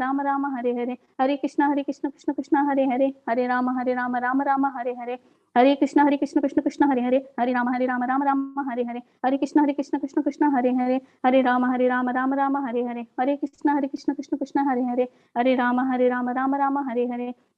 कृष्णा कृष्ण कृष्ण हरे हरे, हरे राम राम राम हरे हरे, हरे कृष्णा कृष्ण कृष्ण हरे हरे, हरे राम राम राम हरे हरे, हरे कृष्णा कृष्ण कृष्ण हरे हरे, हरे राम राम राम हरे हरे, हरे कृष्णा कृष्ण कृष्ण हरे हरे, हरे राम राम राम हरे हरे, हरे कृष्णा कृष्ण कृष्ण हरे हरे, हरे राम राम राम हरे हरे, हरे कृष्णा कृष्ण कृष्ण हरे हरे, हरे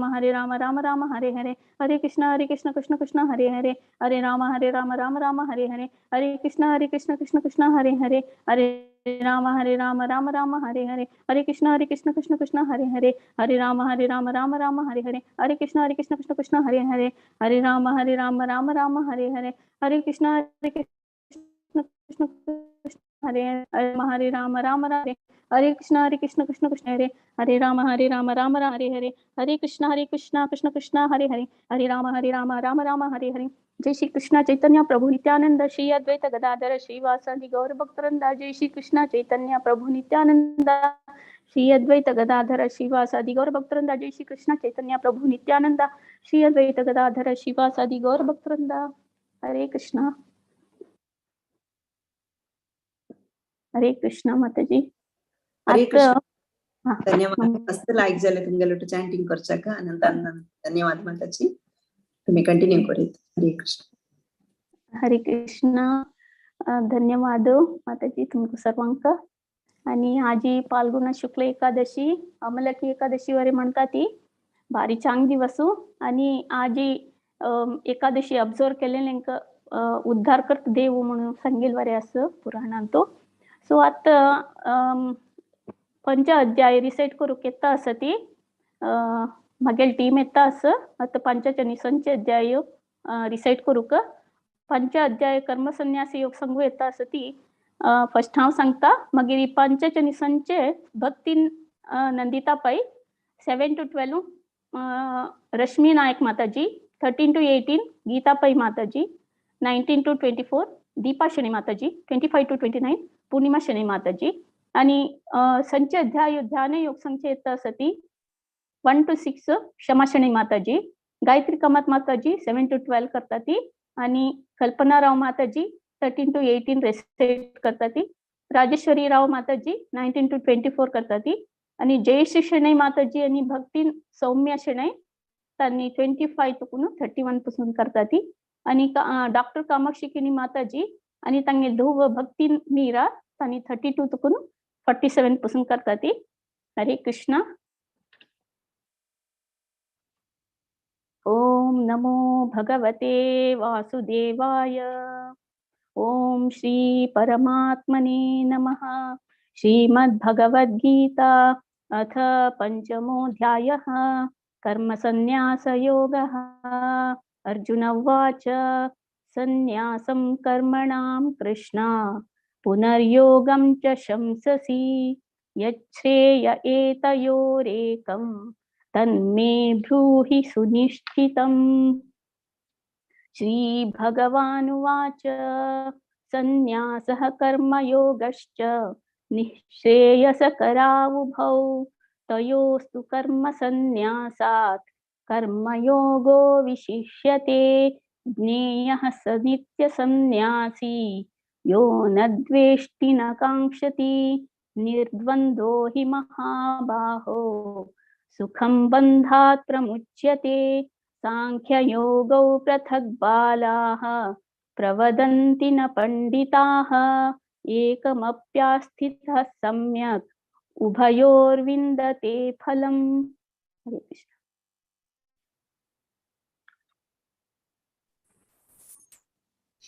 यत् सांख्यै प्राप्यते स्थानं तत् योगैरपि गम्यते.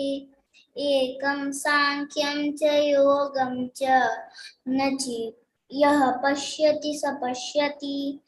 संन्यासस्तु महाबाहो दुःखम् आप्तुम् अयोगतः. योगयुक्तो मुनिर्ब्रह्मा न चिरेणाधिगच्छति. हरे कृष्णा. योगयुक्तो विशुद्धात्मा विजितात्मा जितेन्द्रियः सर्वभूतात्मा भूतात्मा कुर्वन्नपि न लिप्यते. नैव किञ्चित् करोमीति युक्तो मन्येत तत्त्ववित्. पश्यन् शृण्वन् स्पृशन् जिघ्रन् अश्नन् गच्छन् स्वपन् स्वसन् प्रलपन् विसृजन् गृह्णन् उन्मिषन् निमिषन्नपि. इन्द्रियाणीन्द्रियार्थेषु वर्तन्त इति धारयन् ब्रह्मण्याध्याय कर्माणि सङ्गं त्यक्त्वा करोति यः लिप्यते न स पापेन पद्मपत्रं मिवाम्भसा. कायेन मनसा बुद्ध्या कैवलेरिन्द्रियैरपि योगिना कर्म कुर्वन्ति सङ्गं त्यक्त्वात्मशुद्धये. युक्ता कर्मा फलं त्यक्त्वा शान्तिम् आप्नोति नैष्ठिकीम्. अयुक्ता कामकारेण फले सक्तो निबध्यते. हरे कृष्ण. सर्वकर्माणि मनसा सन्न्यस्यास्ते सुखं वशी नवद्वारे पुरे देहि नैव कुर्वन्न कारयन् न कर्तृत्वं न कर्माणि लोकस्य सृजति प्रभुः न कर्म फलसंयोगं स्वभावस्तु प्रवर्तते नादत्ते कस्यचित् पापं न चैव सुकृतं विभुः अज्ञानेनावृतं ज्ञानं तेन मुह्यन्ति जन्तवः ज्ञानेन तु तदज्ञानं येषां नाशितमात्मनः तेषामादित्यवत् ज्ञानं प्रकाशयति तत्परं तद्बुद्धयस्तदात्मानः तन्निष्ठास्तत्परायणाः गच्छन्त्य पुनरावृत्तिं ज्ञाननिर्धूतकल्मषाः विद्या विनय संपन्ने ब्राह्मणे गविहस्तिनि शुनि चैव श्वपाके च पंडिताः समदर्शिनः। हरे कृष्ण। इहैव तर्जितः सर्गो येषां सामे स्थितं मनः निर्दोषं हि समं ब्रह्म तस्मात् ब्रह्मणि ते स्थिताः न पृष्यते प्रियं प्राप्य नो द्विजेत् प्राप्य च प्रियं स्थिरबुद्धिरसम्मूढो ब्रह्मविद् ब्रह्मणि स्थितः बाह्यस्पर्शेष्वसक्तात्मा विन्दत्यात्मनि यत्सुखं स ब्रह्मयोगयुक्तात्मा सुखमक्षयमश्नुते ये हि संस्पर्शजा भोगाः दुःखयोनय एव ते आद्यन्तवन्तः कौन्तेय न तेषु रमते बुधः शक्नोति हैव यः सोढुं प्राक्शरीरवविमोक्षणात् कामक्रोधोद्भवं वेगं स युक्तः स सुखी नरः योऽन्तसुखोऽन्तरारामः तथान्तर्ज्योतिरेव यः स योगी ब्रह्मनिर्वाणं ब्रह्मभूतोऽधिगच्छति। हरे कृष्ण। लभन्ते ब्रह्म निर्वाणं ऋषय क्षीणकल्मषाः छिन्नद्वैधायतात्मानः सर्वभूतहिते रताः कामक्रोधवियुक्तानां यतीनां यतचेतसाम् अभितो ब्रह्म निर्वाणं वर्तते विदितात्मनाम् स्पर्शान् कृत्वा बहिर्बाह्यान् चक्षुषैवान्तरे भ्रुवोः प्राणापानौ समौ कृत्वा नासाभ्यन्तरचारिणौ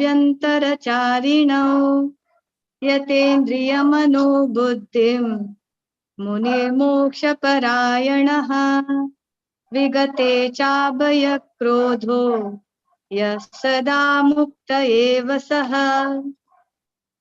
भोक्तारं यज्ञतः पासं सर्वलोकमहेश्वरं सुहृदं सर्वभूतानां ज्ञात्वा मां शान्तिमृच्छति। ॐ तत्सदिति श्रीमद्भगवद्गीतासु उपनिषत्सु ब्रह्मविद्यायां योगशास्त्रे श्रीकृष्णार्जुन संवादे कर्मसन्न्यासयोगो नाम पंचमोऽध्यायः। हरे कृष्णा कृष्ण कृष्णा हरे हरे हरे राम राम राम हरे हरे। हरे कृष्ण। हरे कृष्ण। ओम नमो भगवते वासुदेवाय। ओम श्री परमात्मने नमः। श्रीमद्भगवद्गीता अथ षष्ठोऽध्यायः। ध्यानयोगः। श्रीभगवानुवाच अनाश्रितः कर्मफलं कार्यं कर्म करोति यः स सन्न्यासी च योगी च न निरग्निर्न चाक्रियः। यं सन्न्यासमिति प्राहुः योगं तं विद्धि पाण्डव न ह्यसन्न्यस्तसङ्कल्पो योगी भवति कश्चन। आरुरुक्षोर्मुनेर्योगं कर्म कारणमुच्यते योगारूढस्य तस्यैव शमः कारणमुच्यते। यदा हीनेन्द्रियार्थेषु न कर्मस्वनुषज्जते सर्वसङ्कल्पसन्न्यासी योगारूढस्तदोच्यते। उद्धरेदात्मनात्मानं नात्मानमवसादयेत् आत्मैव ह्यात्मनो बन्धुर् आत्मैव रिपुरात्मनः। बन्धुरात्मात्मनस्तस्य येनात्मैवात्मना जितः अनात्मनास्तु शत्रुत्वे वर्तेतात्मैव शत्रुवत्। हरे कृष्ण। जितात्मनः प्रशान्तस्य परमात्मा समाहितः शीतोष्णसुखदुःखेषु ततमानापमानयो ज्ञानविज्ञानतृप्तात्मा कूटस्थो विजितेन्द्रियः युक्त इत्युच्यते योगी समलोष्टाश्मकाञ्चनः सुरन्मित्रायुदासीनम् अध्यस्तद्वैष्यबन्धुषु साधुष्वपि च पापेषु समबुद्धिर्विशिष्यते योगी युञ्जीत सततम् आत्मानं रहसि स्थितः एकाकी यतचित्तात्मा निराशीरपरिग्रहः शुचौ देशे प्रतिष्ठाप्य स्थिरमासनमात्मनः नात्युच्छ्रितं नातिनीचं चैलाजिनकुशोत्तरं तैत्रैकाग्रं मनः कृत्वा यतचित्तेन्द्रियक्रियः उपविश्वासने युञ्जात् योगमात्मा विशुद्धये। हरे कृष्णा। समं कायशिरोग्रीवं धारयन्नचलं स्थिरः सम्प्रेक्ष्य नासिकाग्रं स्वं दिशश्चानवलोकयन् प्रशान्तात्मा विगतभिः ब्रह्मचारी व्रते स्थितः मनः संयम्य मच्चित्तो युक्त आसीत मत्परः युञ्जन्नेवं सदात्मानं योगी नियतमानसः शान्तिं निर्वाणपरमां मत्संस्थामधिगच्छति नात्यश्नतस्तु योगोऽस्ति न चैकान्तमनश्नतः न चाति स्वप्नशीलस्य जाग्रतो नैव चार्जुन युक्ताहारविहारस्य युक्तचेष्टस्य कर्मसु युक्तस्वप्नावबोधस्य योगो भवति दुःखः यदा विनियतं चित्तमात्मन्येवावतिष्ठते निःस्पृहः सर्वकामेभ्यो युक्त इत्युच्यते तदा। हरे कृष्ण। यथा दीपो निवातस्थो नेङ्गते सोपमा स्मृता योगिनो यतचित्तस्य युञ्जतो योगमात्मनः यत्रो परमते चित्तं निरुद्धं योगसेवया यत्र चैवात्मनात्मानं पश्यन्नात्मनि तुष्यति म्यूट अर्धवरत् प्रभु पुराजन म्यूट अर्धवरति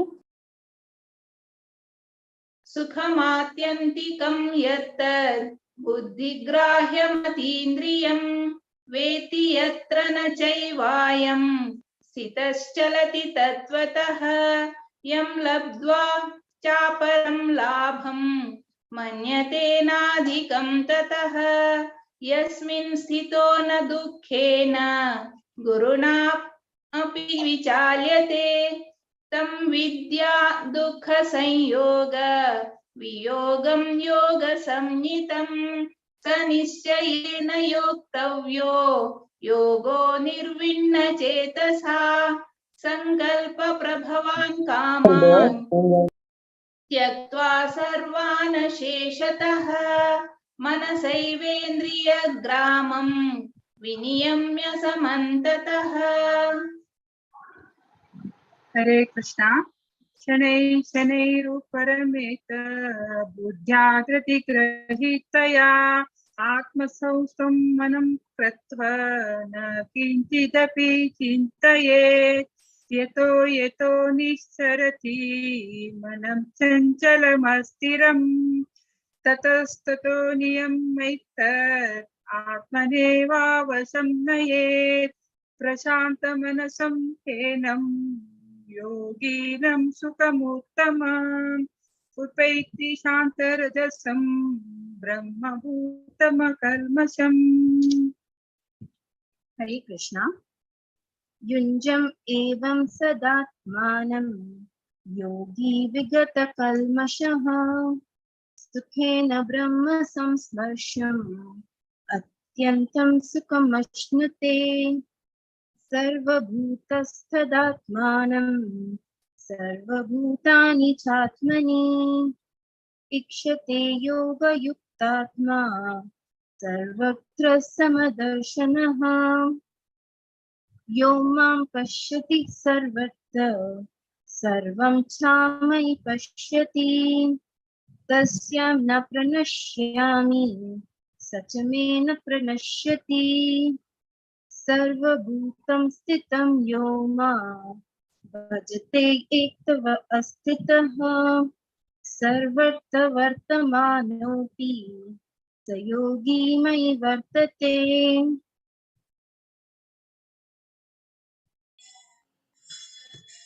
हरे कृष्ण। आत्मौपम्येन सर्वत्र समं पश्यति यो अर्जुन सुखं वा यदि वा दुःखं स योगी परमो मतः। अर्जुन उवाच यो अयं योगस्त्वया प्रोक्तः साम्येन मधुसूदन एतस्याहं न पश्यामि चञ्चलत्वात् स्थितिं स्थिराम् चञ्चलं हि मनः कृष्ण प्रमाथे बलवदृढम् तस्याहं निग्रहं मन्ये वायोरिव सुदुष्करम्। श्रीभगवानुवाच असंशयं महाबाहो मनो दुर्निग्रहं चलम् अभ्यासेन तु कौन्तेय वैराग्येन च गृह्यते असंशयतात्मानो योगो दुष्प्राप इति मे मतिः विश्यात्मना तु यतता शक्यो अवाप्तुम् उपायतः। अर्जुन उवाच अयति श्रद्धयोपेतो योगाचलितमानसः अप्राप्य योगसंसिद्धिं कां गतिं कृष्ण गच्छति कच्चिन्नो भयविभ्रष्टश्चिन्नाभ्रम् इव नश्यति अप्रतिष्ठो महाबाहो विमूढो ब्रह्मणः पथि एतन्मे संशयं कृष्ण चेत्तुम् अर्हस्य शेषतः त्वदन्यसंशयस्यास्य चेतनह्युपपद्यते। श्रीभगवानुवाच पार्थ नैवेह नामूत्र विनाशस्तस्य विद्यते न हि कल्याणकृत् कश्चित् दुर्गतिं तात गच्छति प्राप्य पुण्यकृतां लोकान् उषित्वा शाश्वती समाः शुचिनां श्रीमतां गेहे योगभ्रष्टो अभिजायते अथवा योगिनाम् एव कुले भवति धीमताम् एतद्धि दुर्लभं तरं लोके जन्म यदीदृशम् तत्कृतं बुद्धिसंयोगं लभते पौर्वदेहिकं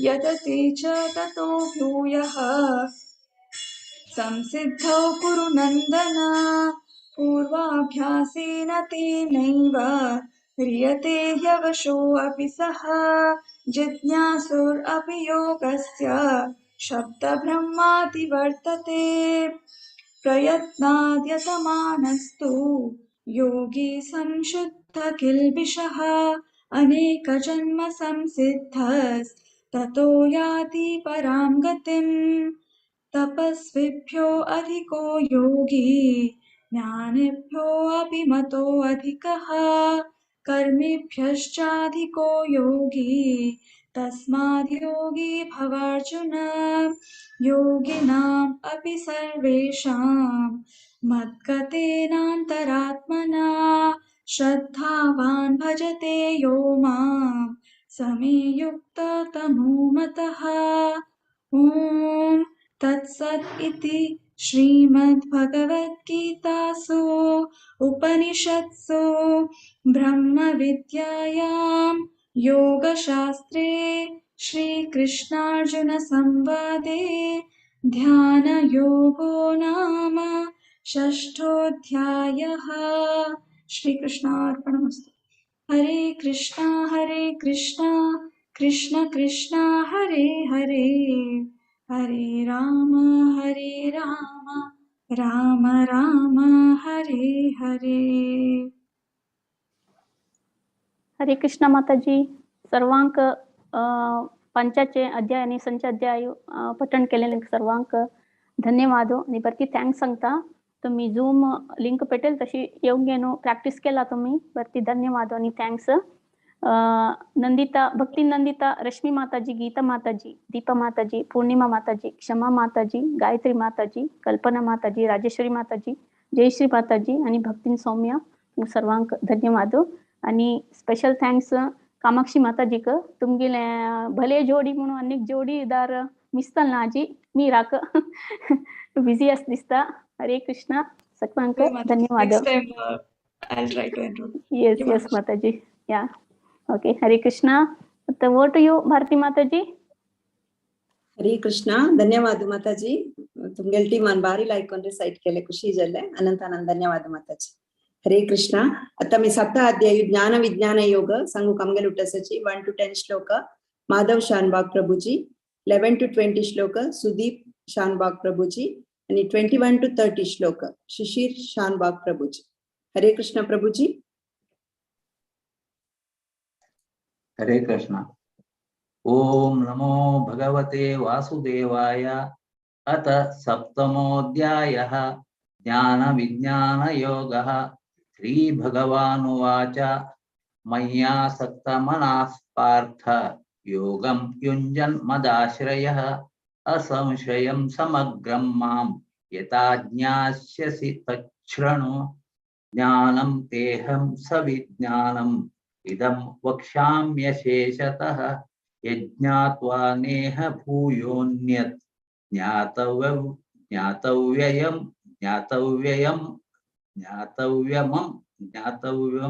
अवशिष्यते. मनुष्याणां सहस्रेषु कश्चिद्यतति सिद्धये यततामपि सिद्धानां कश्चिन्मां वेत्ति तत्त्वतः. भूमिरापो नलो वायु खं मनो बुद्धिरेव च अहंकार इतीयं मे भिन्ना प्रकृतिरष्टधा. अपरेयमितस्त्वन्यां प्रकृतिं विद्धि मे परां जीवभूतां महाबाहो ययेधं धार्यते जगत्. एतद्योनीनि भूतानि सर्वाणीत्युपधारय अहं कृत्स्नस्य जगतः प्रभवत् प्रलयस्तथा यस्तथा मत्तः परतरं नान्यत् किञ्चिदस्ति धनञ्जय मयि सर्वमिदं प्रोतं सूत्रे मणिगणा इव रसोऽहमप्सु कौन्तेय प्रभास्मि शशिसूर्ययो प्रणवः सर्वदिवेदेषु शब्दखे पौरुषं रशो पुण्यो गन्ध पृथिव्याञ्च तेजश्चास्मि विभावसौ जीवनं सर्वभूतेषु तपश्चास्मि तपस्विषु बीजं मां सर्वभूतानां विद्धि पार्थ सनातनं बुद्धिर्बुद्धिमतामस्मि तेजस्तेजस्विनामहं। श्री कृष्ण। हरे कृष्ण। बलं बलवतां चाहं कामरागविवर्जितं धर्मा विरुद्धो भूतेषु कामोऽस्मि भरतर्षभ। ये चैव सात्विका भावाः राजसास्तामसाश्च ये मत्त एवेति तान् विद्धि न त्वहं तेषु ते मयि। त्रिभिर्गुणमयैर्भावैः एपि सर्वमिदं जगत् मोहितं नाभिजानाति मामेभ्यः परमव्ययम्। दैवी हेषा गुणमयी मम माया दुरत्यया मामेव ये प्रपद्यन्ते मायामेतां तरन्ति ते। न मां दुष्कृतिनो मूढाः प्रपद्यन्ते न राधमाः मायया प्रहृतज्ञानाः आसुरं भावमाश्रिताः। चतुर्भुजा भजन्ते मां जना सुकृतिनोऽर्जुन आर्तो जिज्ञासुरर्थार्थी ज्ञानी च भरतर्षभ। तेषां ज्ञानी नित्ययुक्तः एकभक्तिर्विशिष्यते प्रियो हि ज्ञानिनोत्यर्थम् अहं स च मम प्रियः। उदारा सर्व एवैते ज्ञानी त्वात्मैव मे मतम् आसितः स हि युक्तात्मा मामेवानुत्तमां गतिम्। बहूनां जन्मनामन्ते ज्ञानवान् मां प्रपद्यते वासुदेवः सर्वमिति स महात्मासु दुर्लभः। कामैस्तैस्तैर्हृतज्ञानाः प्रपद्यन्तेऽन्यदेवताः तं तं नियममास्थाय प्रकृत्या नियता स्वया। हरे कृष्ण। हरे कृष्ण। यो यो यां यां तनुं भक्तः श्रद्धयार्चितुमिच्छति तस्य तस्याचलां श्रद्धां तामेव विदधाम्यहम्। सतया श्रद्धया युक्तः तस्याराधनमीहते लभते च ततः कामान् मयैव विहितान् हितान्। अन्तवत्तु फलं तेषां तद्भवत्यल्पमेधसाम्। देवान् देवयजो यान्ति मद्भक्ता यान्ति मामपि। अव्यक्तं व्यक्तिमापन्नं मन्यन्ते माम बुद्धयः। परं भावमजानन्तः ममाव्ययमनुत्तमम्। नाहं प्रकाशः सर्वस्य योगमाया समावृतः। मूढोऽयं नाभिजानाति लोको मामजमव्ययम्। वेदाहं समतीतानि वर्तमानानि चार्जुन भविष्याणि च भूतानि मां तु वेद न कश्चन। इच्छा द्वेष समुत्थेन त्वद्वमोहेन भारत। सर्वभूतानि सम्मोहं सर्गे यान्ति परन्तप। येषां त्वन्तगतं पापं जनानां पुण्यकर्मणां ते द्वन्द्वमोहनिर्मुक्ताः भजन्ते मां दृढव्रताः। जरामरणमोक्षाय मामाश्रित्य यतन्ति ये ते ब्रह्म तद्विदुः कृत्स्नम् अध्यात्मं कर्म चाखिलम्।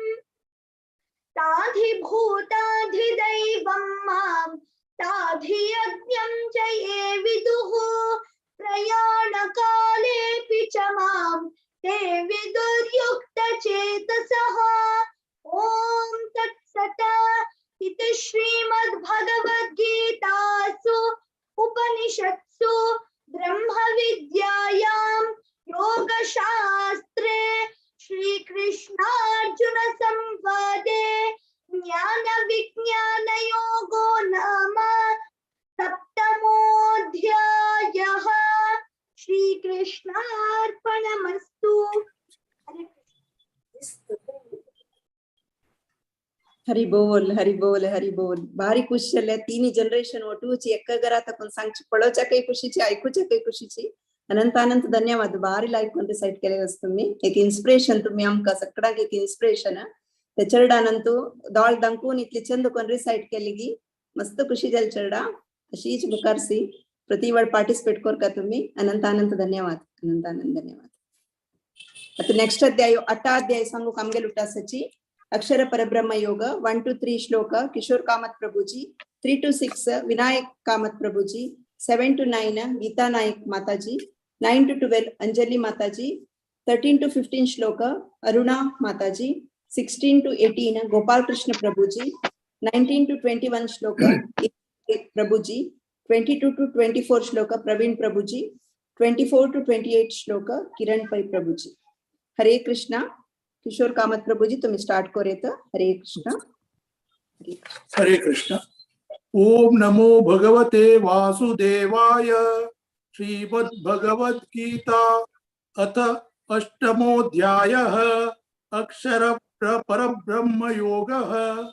अर्जुन उवाच किं तद्ब्रह्म किमध्यात्मं किं कर्म पुरुषोत्तम अधिभूतं च किं प्रोक्तम् अधिदैवं किमुच्यते अधियज्ञ कथं कोत्र देहेऽस्मिन् मधुसूदन प्रयाणकाले च कथं ज्ञेयोऽसि नियतात्मभिः. श्रीभगवानुवाच अक्षरं ब्रह्म परमं स्वभावोऽध्यात्ममुच्यते भूतभावोद्भवकरो विसर्ग कर्म संनितः. हरे कृष्ण.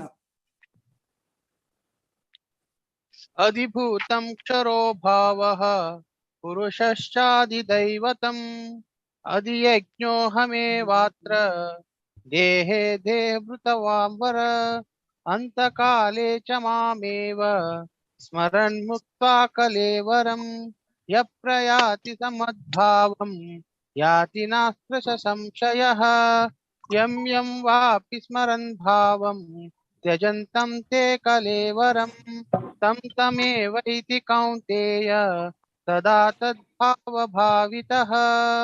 हरे कृष्ण. तस्मात् सर्वेषु कालेषु मामनुस्मरयुध्य च मय्यर्पितमनो बुद्धिर्मामे वैशस्य संशयः. अभ्यासयोगयुक्तेन चेतसा नान्यगामिना परमं पुरुषं दिव्यं याति पार्थानुचिन्तयन्. कविं पुराणम् अनुशासितारम् अनोरणीयं समनुस्मरेद्यः सर्वस्य दातारमचिन्त्य रूपम् आदित्यवर्णं तमसः परस्तात्. हरे कृष्ण.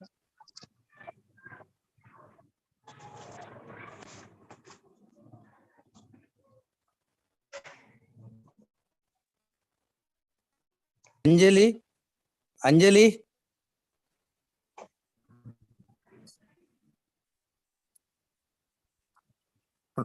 प्रयाण काले मनसा चेलेन भक्त्या युक्तो योग बलेन चैव भ्रूमध्ये प्राणमावेश्य सम्यक् ससन्तं परम पुरुषमुप्यति दिव्यं युदक्षरं वेदविदो वदन्ति विसन्ति युद्धतयो वितारागाः यदिच्छन्तो ब्रह्मचर्यं चरन्ति तत्ते पदं सग्रहण प्रवक्ष्ये सर्वदाराणि संयम्य मनोरधि निरुद्य च मूर्धन्यादायात्मनः प्राणम् आस्मितो योगधारणम्.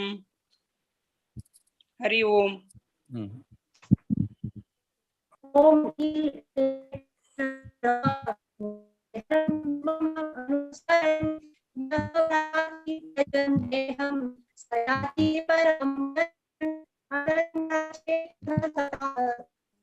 सततां यो मां स्मरति नित्यशः तस्य अहं सुलभः पार्थ नित्ययुक्तस्य योगिनः मामुपेत्य पुनर्जन्म दुःखालय शाश्वतं नाप्नुवन्ति महात्मात्मनः संसिद्धिं परमां गतः।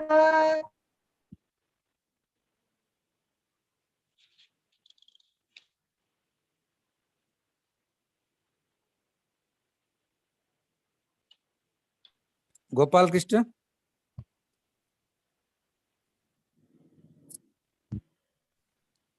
ब्रह्म भुवना लोकाः पुनरावर्तिनोऽर्जुन मामुपेत्य तु कौन्तेय पुनर्जन्म न विद्यते सहस्रयुगपर्यन्तं ब्रह्मणो विदुः रात्रिं युगसहस्रान्तां देहोरात्रविदो जनाः अव्यक्ताद्व्यक्तयः सर्वाः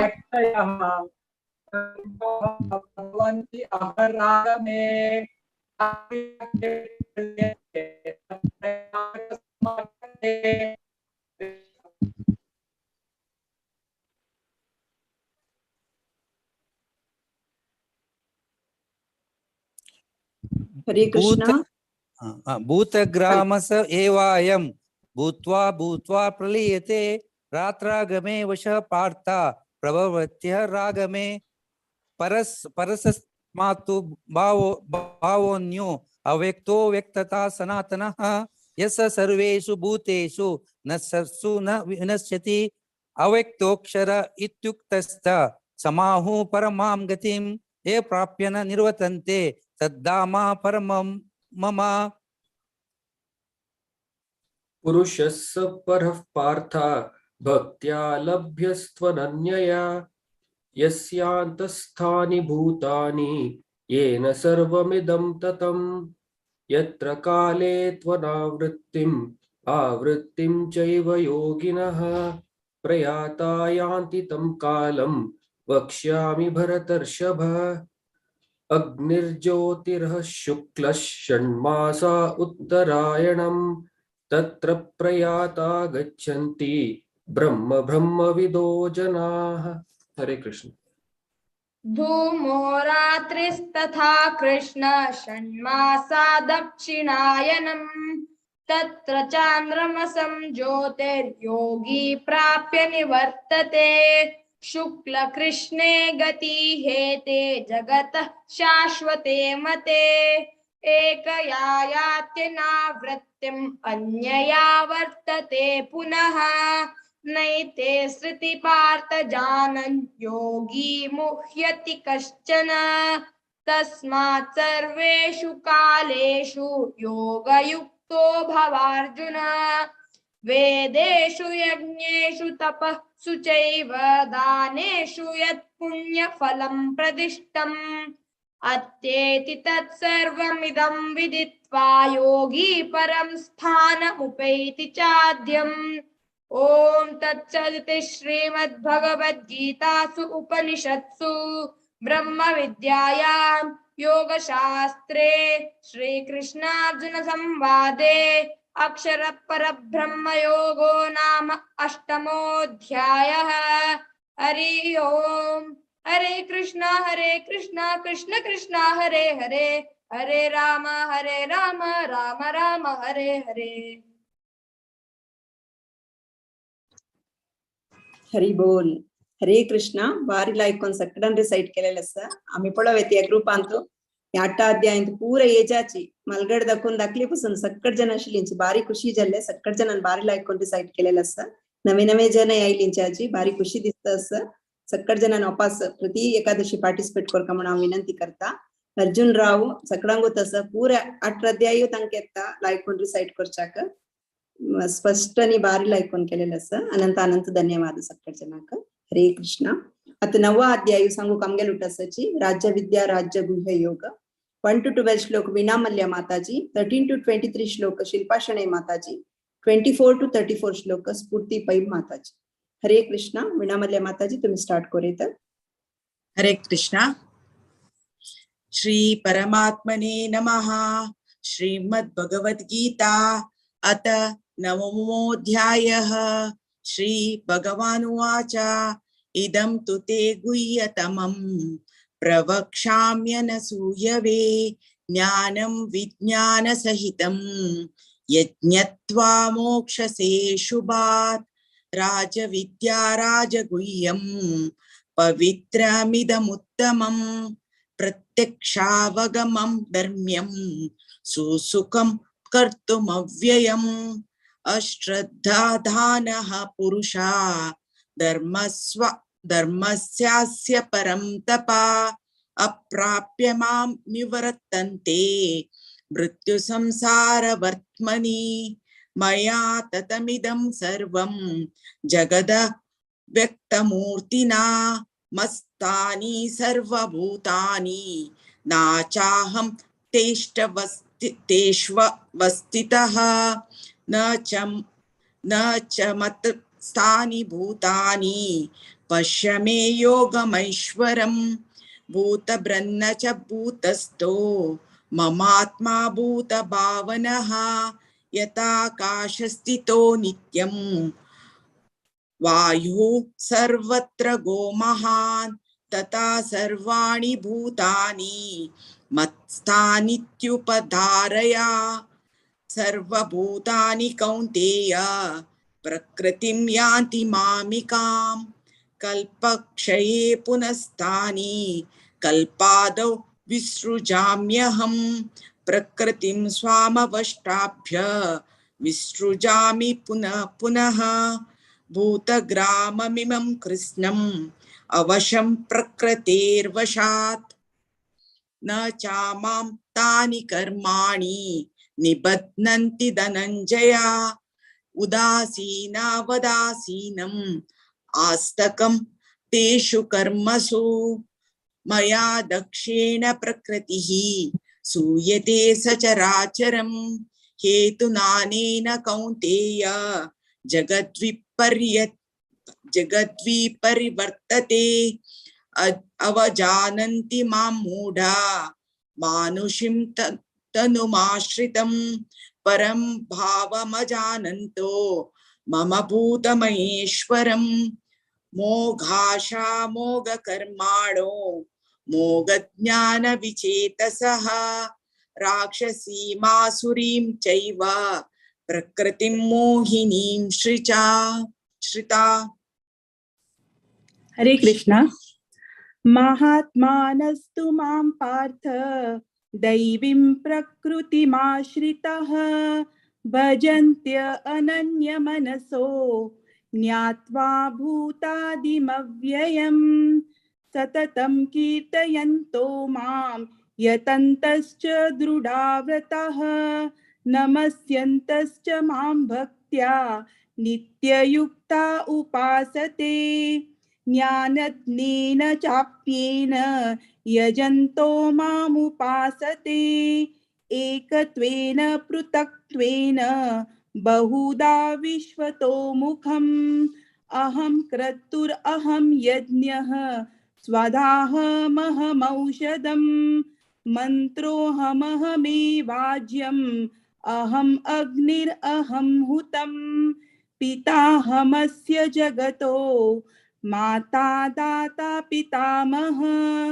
वेद्यं पवित्र ओंकार रुक्सां यजुरेव च गतिर्भर्ता प्रभु साक्षी निवास शरणं सुहृत् प्रभव प्रलय स्थानं निधानं बीजमव्ययम् तपाम्यहमहं वर्षं निगृणां युत्सृजामि च अमृतां चैव मृत्युश्च सदसच्चाहम् अर्जुन त्रैविद्या माम सोमपापूतपापा यज्ञैरिष्ट्वा स्वगतिं पार्थयन्ते ते पुण्यमासाद्य सुरेन्द्रलोकम् अश्नन्ति दिव्यान् दिवि देव भोगान् ते तं भुक्त्वा स्वर्गलोकं विशालं क्षीणे पुण्ये मर्त्यलोकं विशन्ति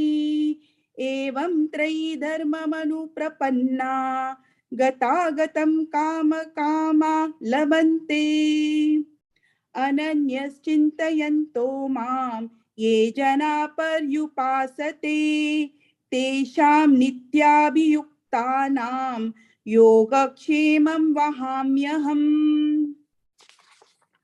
येऽप्यन्यदेवता भक्ता यजन्ते श्रद्धयान्विताः तेऽपि मामेव कौन्तेय यजन्त्यविधिपूर्वकम् अहं हि सर्वयज्ञानां भोक्ता च प्रभुरेव च न तु मामभिजानन्ति तत्त्वेनातश्च्यवन्ति ते यान्ति देवव्रता देवान् पितॄन् यान्ति पितृव्रताः भूतानि यान्ति भूतेजाः यान्ति मद्याजिनोऽपि माम् पत्रं पुष्पं फलं तोयं यो मे भक्त्या प्रयच्छति तदहं भक्त्युपहृतम् अश्नामि प्रयतात्मनः यत्करोषि यदश्नासि यज्जुहोषि ददासि यत्तपस्यसि कौन्तेय तत्कुरुष्व मदर्पणम् शुभाशुभफलैरेवं मोक्ष्यसे कर्मबन्धनैः संन्यासयोगयुक्तात्मा विमुक्तो मामुपैष्यसि समोऽहं सर्वभूतेषु न मे द्वेष्योऽस्ति न प्रियः ये भजन्ति तु मां भक्त्या मयि ते तेषु चाप्यहम् अपि चेत् सुदुराचारः भजन्ते मामनन्यभाक् साधुरेव समन्तव्यः सम्यगव्यवसितो हि सः क्षिप्रं भवति धर्मात्मा शश्वच्छान्तिं निगच्छति कौन्तेय प्रतिजानीहि न मे भक्त प्रणश्यति मां हि पार्थव्यपाश्रित्य एपि स्युपापयोनयः स्त्रियो वैश्यस्तथा शूद्राः तेऽपि यान्ति परां गतिं किं पुनर्ब्राह्मणा पुण्याः भक्ता राजर्षयस्तथा अनित्यमसुखं लोकम् इमं प्राप्य भजस्व मां मन्मना भव मद्भक्तः मद्याजी मां नमस्कुरु मामे वैश्यसि युक्त्वेवम् आत्मानं मत्परायणः ॐ तत्सत् इति श्रीमद्भगवद्गीतासु उपनिषत्सु ब्रह्मविद्यायां योगशास्त्रे श्रीकृष्णार्जुन संवादे राजविद्या राजगुह्य योगो नाम नवमोऽध्यायः। हरे कृष्णा हरि बोल माताजी। वीणा माताजी बारी लायक पण रिसाइट केलं तुम्ही अनंतानंद धन्यवाद क्लियर आणि स्पष्ट शिल्या तुमगे रिसाइट करशा मस्त लाई झाले शिल्पा माताजी सेम मस्त लायक स्पष्ट जाऊन रिसाइट केलेलं तुम्ही स्फूर्ती माताजी तुम्ही तशीची 3 जणांनी बारी लायक रिसाइट केल्याची अनंतानंद धन्यवाद तुमगे रिसाइट करताना आम्ही अशी वाजितान इतले क्लियर जाऊन खुशी झाले अनंतानंद धन्यवाद माताजी। हांव सगळं रिक्वेस्ट करता आम्ही नवी शिकता असत भगवद्गीता शिकता असची अशी चॅन्टिंग प्रति एकादशी आज लायक दिवस ऐकूच मस्त लायक श्रवण जर पठन करची तितले लायक देवाल आमकां दय प्राप्ती जाता आयज दिवस आम्ही देवाल कितली चड हें करताच की भक्ती करताच की तितले लायक तशें देखून सगळं रिक्वेस्ट करता नुतबुशी बदलाक तुम्ही तुमगेले बुक घेवन भगवद्गीतेचे आमगेलो टू पठन करचा प्रयत्न करायची आम्ही तेंच करता असची आम्ही शिकता असची आणि प्रति एकादशी ट्राय करता असची पठन करच्या वटूची हांव विनंती करता सगळ्यांक तुम्ही तशी करेत। हरे कृष्ण अत ದಂಚಾಧ್ಯಾಯ ತಕುನು ವಿದ್ಯಾ ಮಾತಾಜಿ हरे कृष्ण विद्या माताजी ओवर टू यू हरे कृष्ण पुराजनांक हांव स्वागत करता आता मी ದಂಚಾಧ್ಯಾಯ पठन करू बच्चा विभूती योग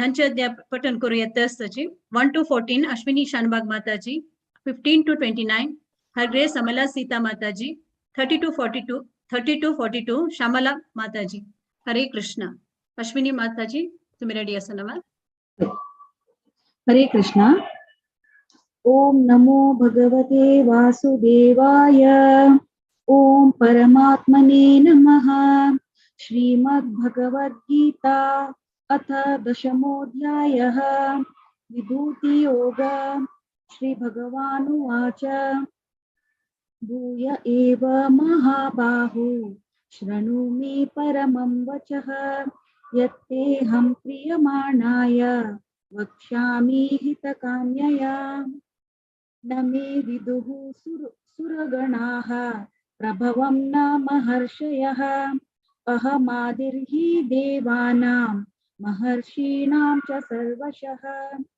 यो मामजमनादिं च वेत्तिं लोकमहेश्वरम् असम्मूढः स मर्त्येषु सर्वपापे प्रमुच्यते बुद्धिर्ज्ञानमसम्मोह क्षमा सत्यं दमः शमः सुखं दुःखं भवो भावो भयं चाभयमेव च अहिंसा समता तुष्टि सपोदानं यशो यशः भवन्ति भावभूतानां मत्त एव पृथग्विधाः महर्षयः सप्त पूर्वे चत्वारो मनवस्तथा मद्भावा मानसा जाता येषां लोक इमा प्रजाः एतां विभूतिं योगं च मम यो वेत्ति तत्त्वतः सो विकल्पेन योगेन युज्यते नात्र संशयः अहं सर्वस्य प्रभवो मत्तः सर्वं प्रवर्तते इति मत्वा भजन्ते मां बुधा भावा समन्विताः मच्चित्ता मद्गत प्राणां बोधयन्तः परस्परं कथयन्तश्च मां नित्यं तुष्यन्ति च रमन्ति च तेषां सततयुक्तानां भजतां प्रीतिपूर्वकं ददामि बुद्धियोगं तं येन मामुपयान्ति ते तेषामेवानुकम्पार्थ महमज्ञानजं तमः नाशयाम्यत्मभावस्थो ज्ञानदीपेन भास्वता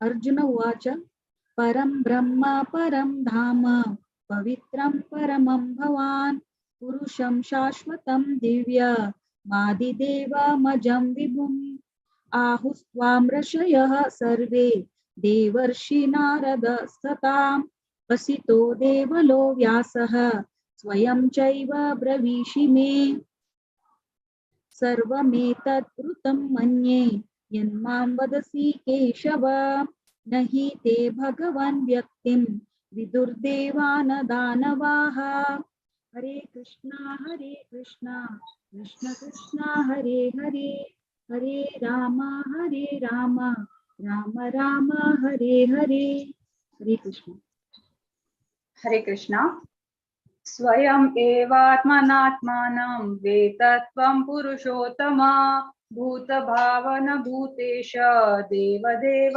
जगत्पते वक्तुम् अर्हसि अस्येन दिव्य हि आत्मविभूतया याभिर्विभूतिभिर्लोकान् इमांस्त्वं व्याप्य तिष्ठसि कथं विद्यम् अहं योगिं त्वां सदा परिचिन्तयान् केषु केषु च भावेषु चिन्त्यो असि भगवान् मया विस्तरेणात्मनो योगं विभूतिं च जनार्दन भूय कथाय तृप्तिर्हि श्रीवन्तो नास्ति मे अमृतम् श्रीभगवान् उवाच हन्त ते कथयिष्यामि दिव्य हि आत्मविभूतया प्राधान्यतः कुरु श्रेष्ठ नास्ति अन्तो विस्तरस्य मे अहम् आत्मा गुडकेश सर्वभूतस्य स्थिता अहम् आदिश्च मध्यं च भूतानाम् अन्त एव च आदित्यानाम् अहं विष्णुर्ज्योतिषां रवि अंशुमान् मारीचिर्मारुतम् अस्मि नक्षत्राणाम् अहं शशी वेदानां सामवेदोऽस्मि देवानामस्मि वासवः इन्द्रियाणां मनश्चास्मि भूतानाम् अस्मि चेतना रुद्राणां संस्कारश्चास्मि वित्तेषो यक्ष रक्षसां वसूनां पावकश्चास्मि मेरुशिखरीणाम् अहं पुरोधसां च मुख्यं मां विद्धि पार्थ बृहस्पतिं सेनानीनाम् अहं स्कन्द सरसाम् अस्मि सागरः महर्षीणां भृगुरहं गिराम् अस्मि एकम् अक्षरं यज्ञानां च को यज्ञोऽस्मि स्थावराणां हिमालय अश्वत्था सर्ववृक्षाणां देवर्षीणां च नारद गन्धर्वाणां चित्ररथ सिद्धानां कपिलो मुनि उच्चैः श्रवशम् अश्वानां विद्धिमाम् अमृतो भवाम् ऐरावतं गजेन्द्राणां नराणां च नराधिपम् आयुधानाम् अहं वज्रं धेनूनामस्मि कामधुक् प्रजनश्चास्मि कन्दर्प सर्पाणाम् अस्मि वासुकी अनन्तश्चास्मि नागानां वरुणं यादसाम् अहं पितॄणाम् अर्यमा चास्मि यम संशयात्मा अहं। हरे कृष्ण।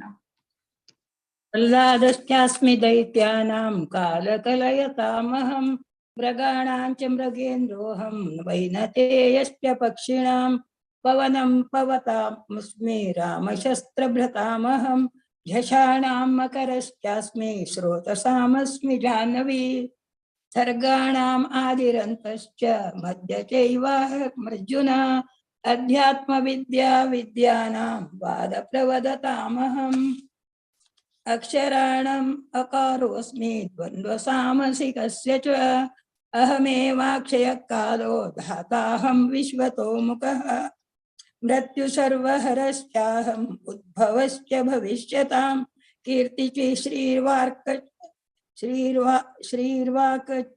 नारीणां स्मृतिर्मेध धृतिक्षमा बृहत्साम तथा साम्नां गायत्री छन्दसाहम् मासानां मार्गशीर्षोः ऋतूनां कुसुमाकरः झूतं चलयस्तामस्मि तेजस्विनामहं जयोऽस्मि व्यवसायोऽस्मि सत्त्वं सत्त्ववतामहं वृष्णीनां वासुदेवोऽस्मि पाण्डवानां धनञ्जय मुनीनामप्यहं व्यास कवीनां उशना कविः दण्डो दमयितामस्मि नीतिरस्मि जिगीषतां मौनं चैवास्मि गुह्यानां ज्ञानवतामहम् यच्छापि सर्वभूतानां बीजं तदहमर्जुन न तदस्ति विना यत्स्यान्मया भूतं चराचरम् नान्तोऽस्ति मम दिव्यानां विभूतीनां परन्तप एष तुद्देशतः प्रोक्तो विभूतिर्विस्तरो मया यद्यद्विभूतिमत्सत्त्वं श्रीमदूर्जितमेव वा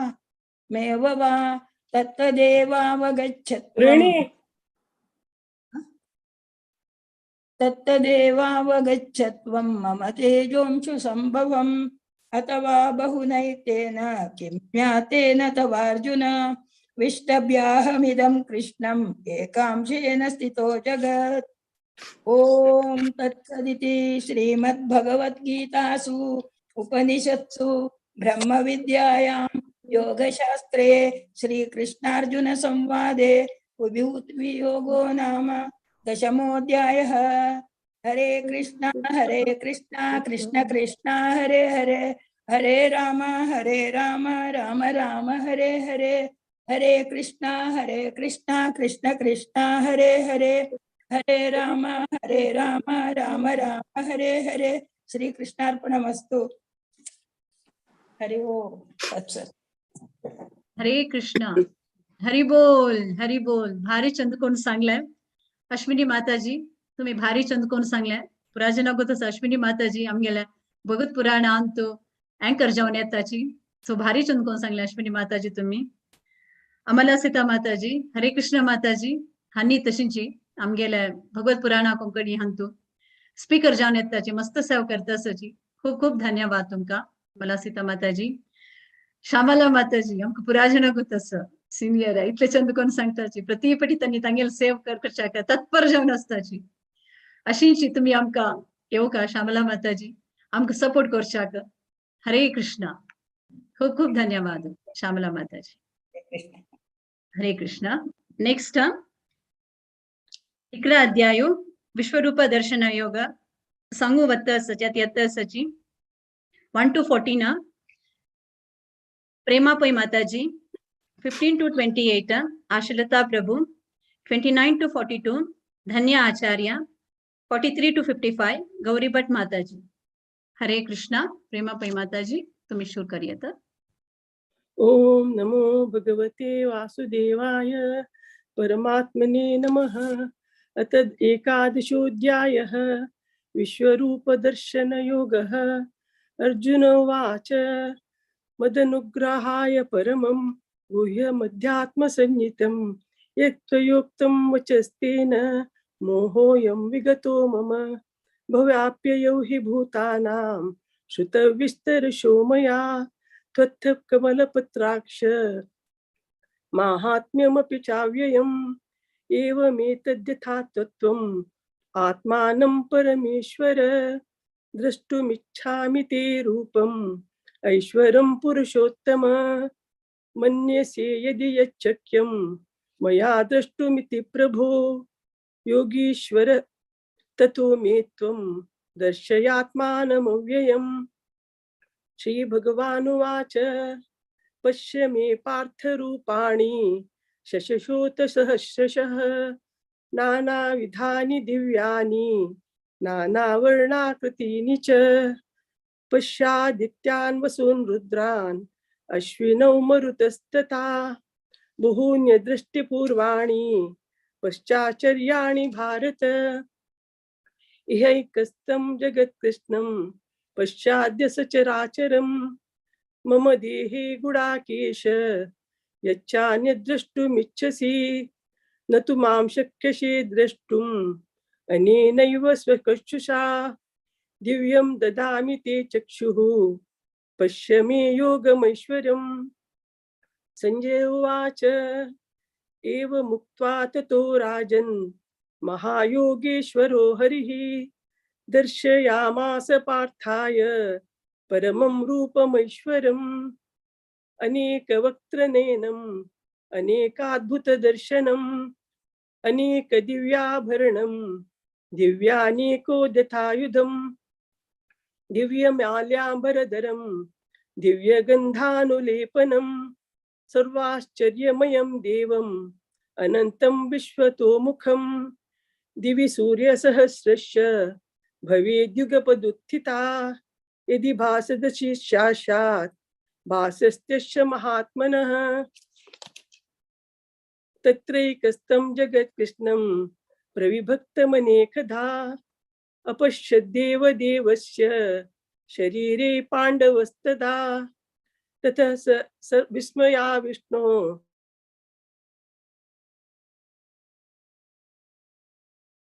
कृताञ्जलिरभाषत. हरे कृष्ण. हरे कृष्ण.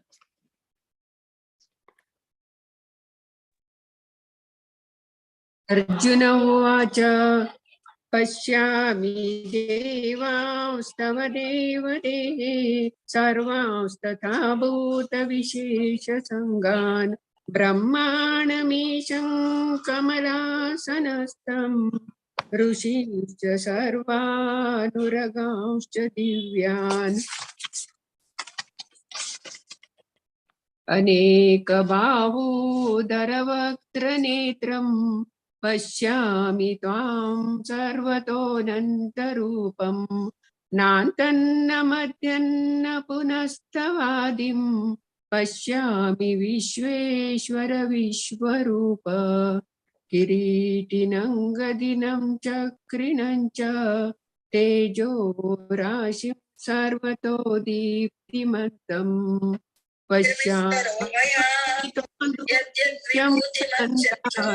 दीप्तानलार्कद्युतिमप्रमेयम् त्वमक्षरं परमं वेदितव्यं त्वमस्य विश्वस्य परन्निधानम् त्वमव्ययः शाश्वतधर्मगोप्ता सनातनस्त्वं पुरुषो मतो मे अनादिमध्यान्तमनन्तवीर्यम् अनन्तबाहुं शशिसूर्यनेत्रम् पश्यामि त्वां दीप्तहुताशवक्त्रम् स्वतेजसा विश्वमिदन्तपन्तम् द्यावा पृथिव्योरिदमन्तरं हि व्याप्तं त्वयैकेन दिशश्च सर्वा दृष्ट्वाद्भुतं रूपमुग्रन्तमेतवेदं लोकत्रयं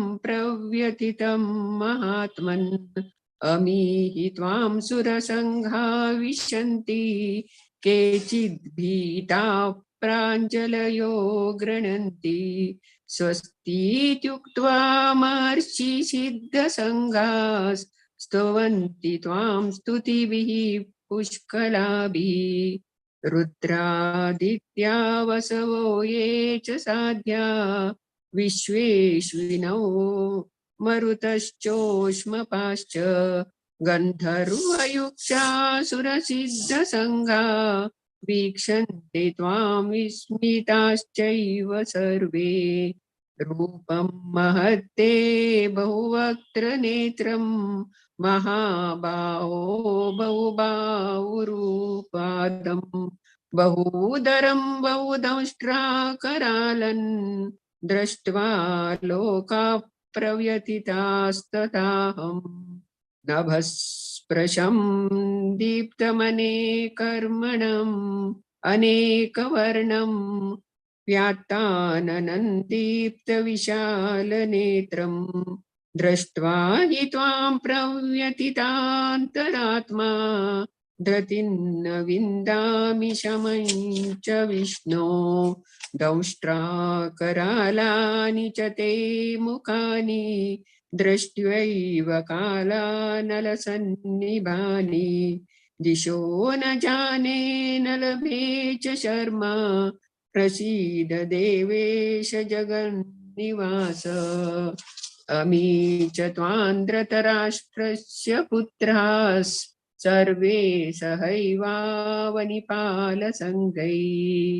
भीष्मो द्रोणः सूतपुत्रस्तथासौ सहास्मदीयैरपि योधमुख्यैः वक्त्राणि ते त्वरमाणौ विशन्ति दंष्ट्राकरालानि भयानकानि केचिद्विलग्ना दशनान्तरेषु सन्दृश्यन्ते चूर्णितैरुत्तमाङ्गैः यथा नदीनां बहवोऽम्बुवेगा समुद्रमेवाभिमुखा द्रवन्ति तथा तवामी नरलोकवीरा विशन्ति वक्त्राण्यभिविज्वलन्ति यथा प्रदीप्तं ज्वलनं पतंगा विशन्ति नाशाय सर्वसमृद्धवेगा तथैव नाशाय विशन्ति लोकास्तवापि वक्त्राणि समृद्धवेगा। हरे कृष्ण। हरे कृष्ण।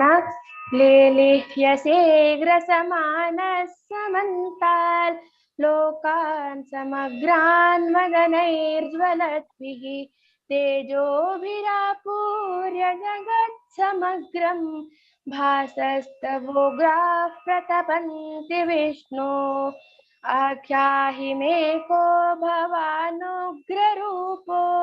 नमोऽस्तु ते देववर प्रसीद विज्ञातुमिच्छामि भवन्तमाद्यन् न हि प्रजानामि तव प्रवृत्तिम् श्रीभगवानुवाच कालोऽस्मि लोकक्षयकृत् प्रवृद्धो लोकान् समाहर्तुमिह प्रवृत्तः ऋतेऽपि त्वान्न भविष्यन्ति सर्वे एव स्थिताः प्रत्यनीकेषु योधाः तस्मात्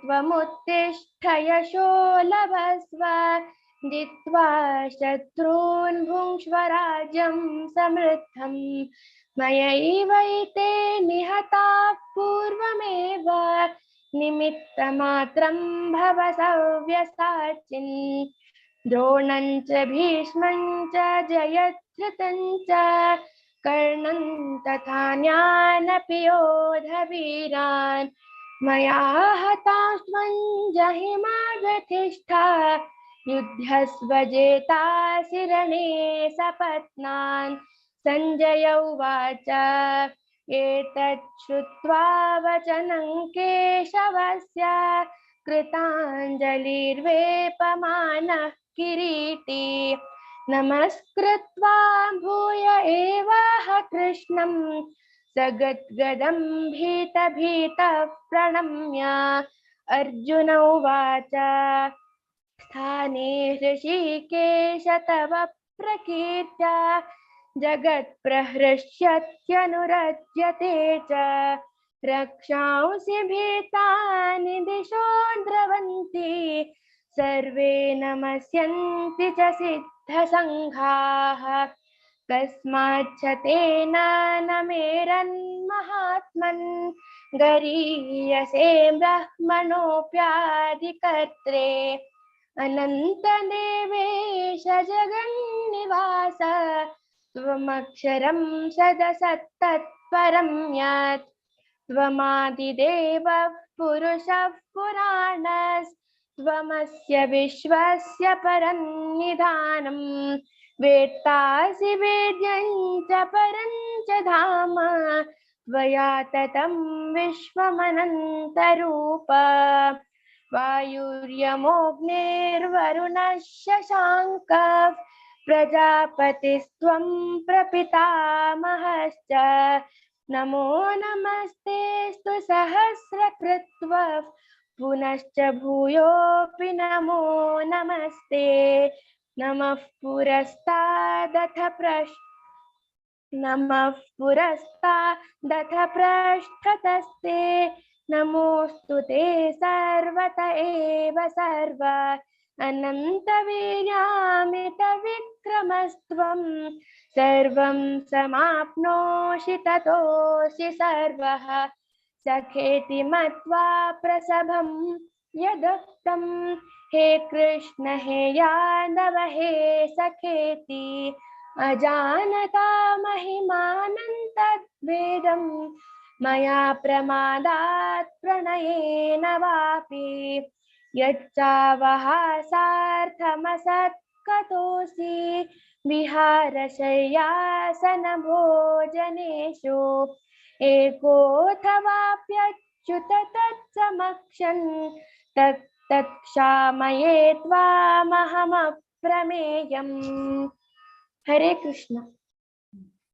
पितासि लोकस्य चराचरस्य त्वमस्य पूज्यस्य गुरुर्गरीयान् न तस्त्वमोऽस्त्यभ्यधिकः कुतोऽन्यो लोकत्रयेऽप्यप्रतिमप्रभाव तस्मात् प्रणम्य प्रणिधाय कायं प्रसादये त्वामहिमीशमीड्यं पितेव पुत्रस्य सखेव सख्युः प्रिय प्रियार्यासि देव सोढुम् अदृष्टपूर्वं रसितोऽस्मि दृष्ट्वा भयेन च प्रव्यथितं मनो मे तदेव मे दर्शय देवरूपं प्रसीद देवेश जगन्निवास किरीटिनं गदिनं चक्रहस्तम् इच्छामि त्वां द्रष्टुम् अहं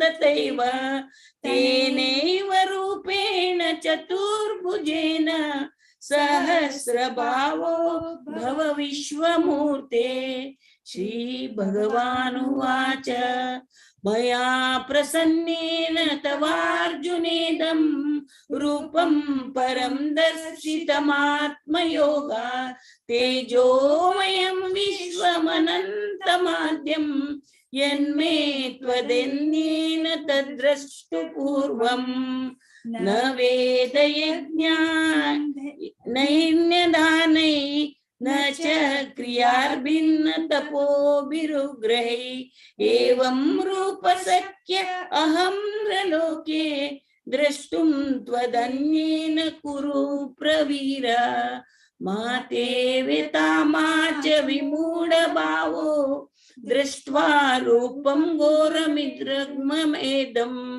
व्यपेत विपीतमना पुनस्त्वं तदेव मे रूपमिदं प्रपश्य संजय उवाच इत्यर्जुनं वासुदेवस्ततोक्त्वा स्वकं रूपं दर्शयामास भूय आश्वासयामास च तभीतमेनं भूत्वा पुनः सौम्य वपुर्महात्मा अर्जुन उवाच दृष्टेदं मानुषं रूपं तव सौम्यं जनार्दन इदानीमस्मि सर्वत्र सचेता प्रकृतिगतः श्रीभगवानुवाच सुदुर्दर्शमिदं रूपं दृष्टवानपि यन्मम देवा अप्यस्य रूपस्य नित्यं दर्शनकाङ्क्षिणा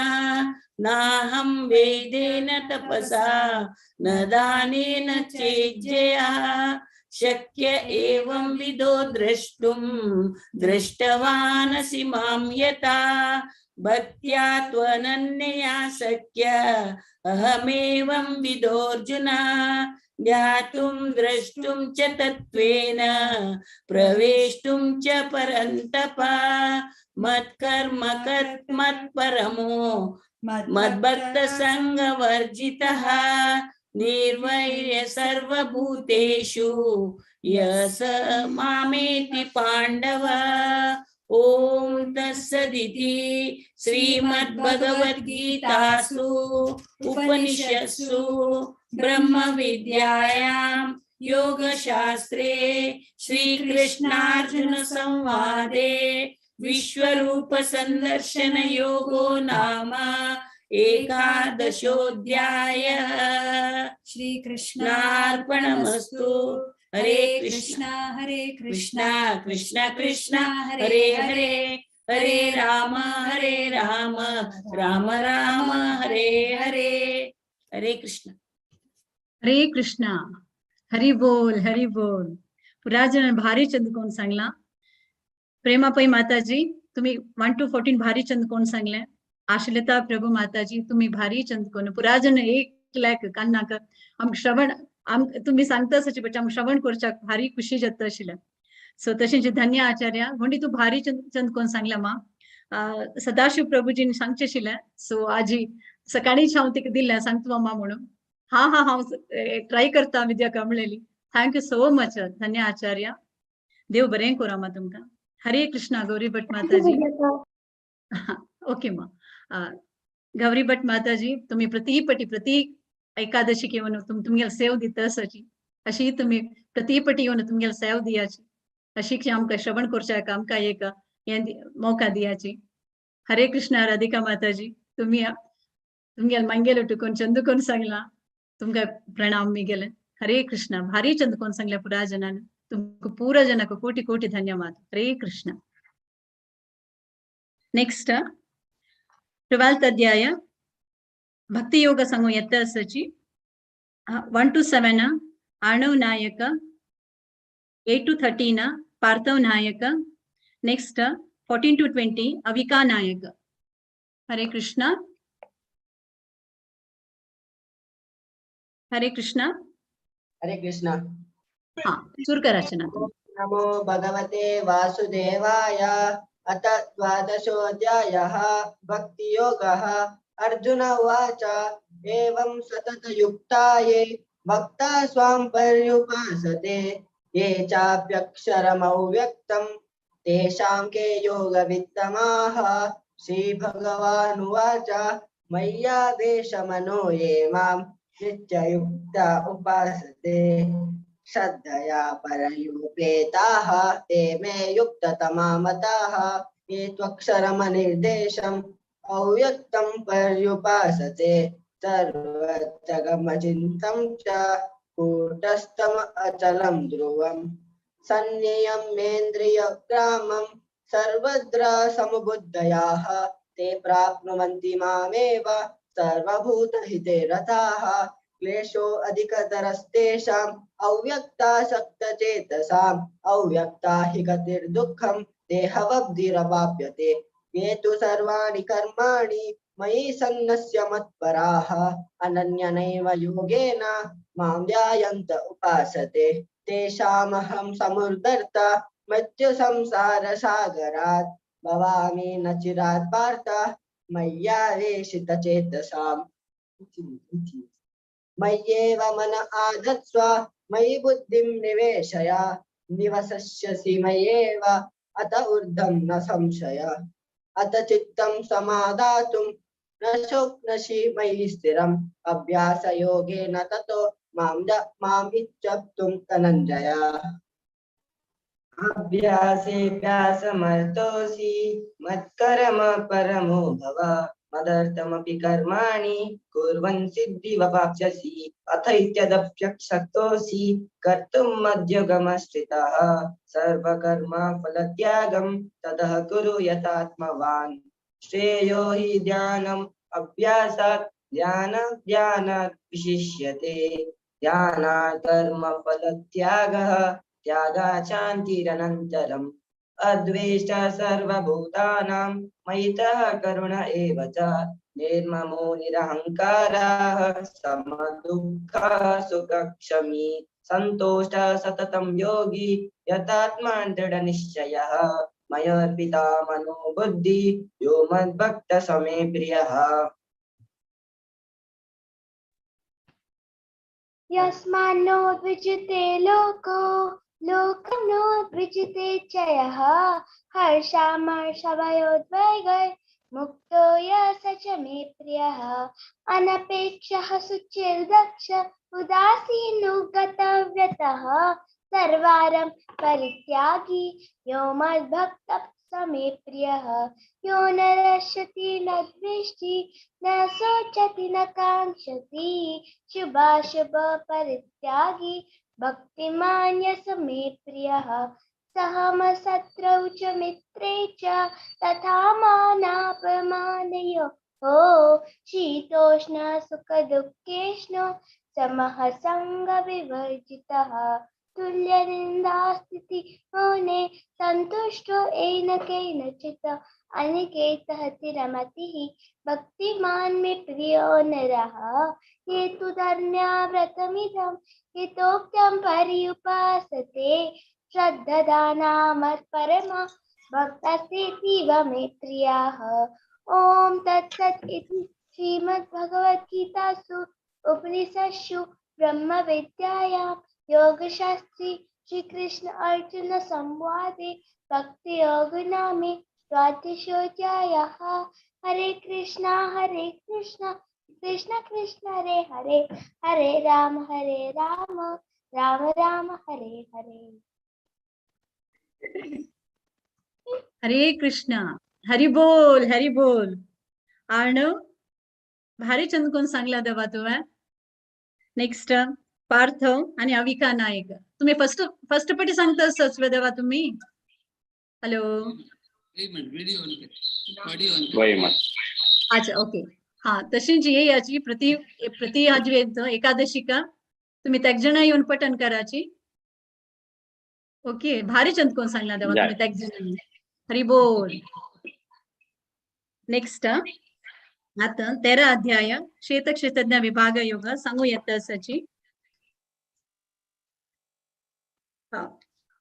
सॉरी 1 to 12 मुरली नायक 13 to 24 रचना शर्मा आणि 25 to 35 जया शर्मा हरे कृष्ण प्रभुजी हरे कृष्ण हरे कृष्ण ओम नमो भगवते वासुदेवाय अथ त्रयोदशोऽध्याय क्षेत्रज्ञ योगः अर्जुन उवाच प्रकृतिं पुरुषं चैव क्षेत्रं क्षेत्रज्ञमेव च एतत् वेदितुमिच्छामि ज्ञानं ज्ञेयं च केशव श्रीभगवान् उवाच इदं शरीरं कौन्तेय क्षेत्रमित्र विधीयते एतद्यो वेति तं प्राहुः क्षेत्रज्ञ इति तद्विदः क्षेत्रज्ञं चापि मां विद्धि सर्वे क्षेत्रेषु भारत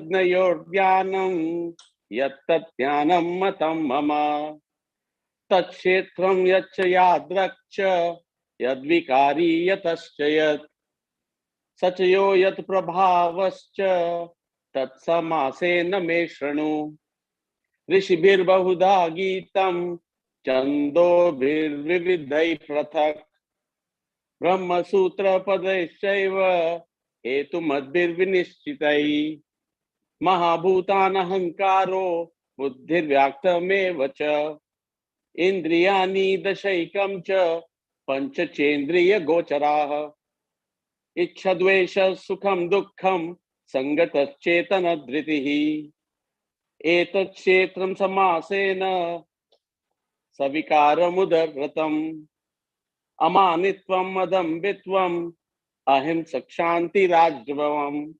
आचार्योपासनं शौचं शैलमात्मविनिग्रहः इन्द्रियार्थेषु वैराग्यम् अनहंकार एव च जन्म मृत्यु जरा व्याधि दुःख दोषानुदर्शनम् असक्तिरन विश्वंगः पुत्रदार गृहादिषु नित्यं च समाचितत्वम् इष्टानिष्टोपपत्तिषु मा चानन्य योगेन भक्तिरव्यभिचारिणी विविक्त देश सेवित्वम् अराथिर्जन संसदि अध्यात्म ज्ञान नित्यत्वम् तत्वज्ञानार्थ दर्शनम् ये तत्ज्ञानमिति प्रोक्तम् अज्ञानं यदतोऽन्यथा हरे कृष्णा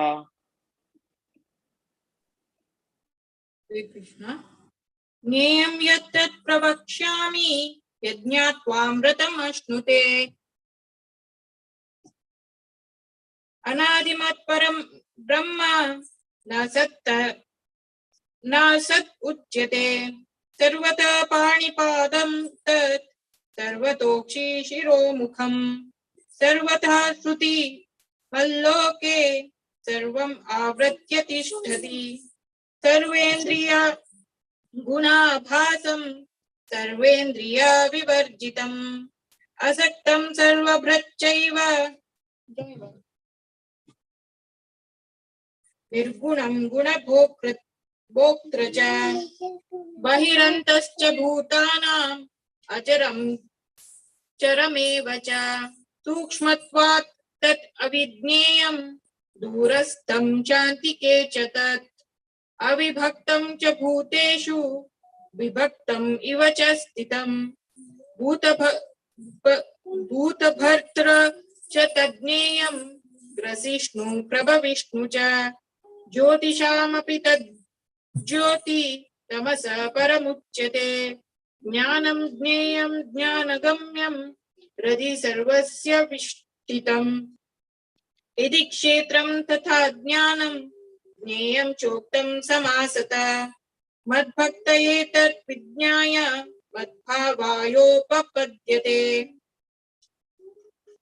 प्रकृतिं पुरुषं चैव विद्यानादि उभावपि विकारांश्च गुणांश्चैव विद्धि प्रकृति संभवान् कार्यकारणकर्तृत्वे हेतु प्रकृतिरुच्यते पुरुष सुख दुःखानां भोक्तृत्वे हेतुरुच्यते पुरुष प्रकृतिस्थो हि पुंक्ते प्रकृतिजान् गुणान् कारणं गुणसङ्गोऽस्य सदस्योनिजन्मसु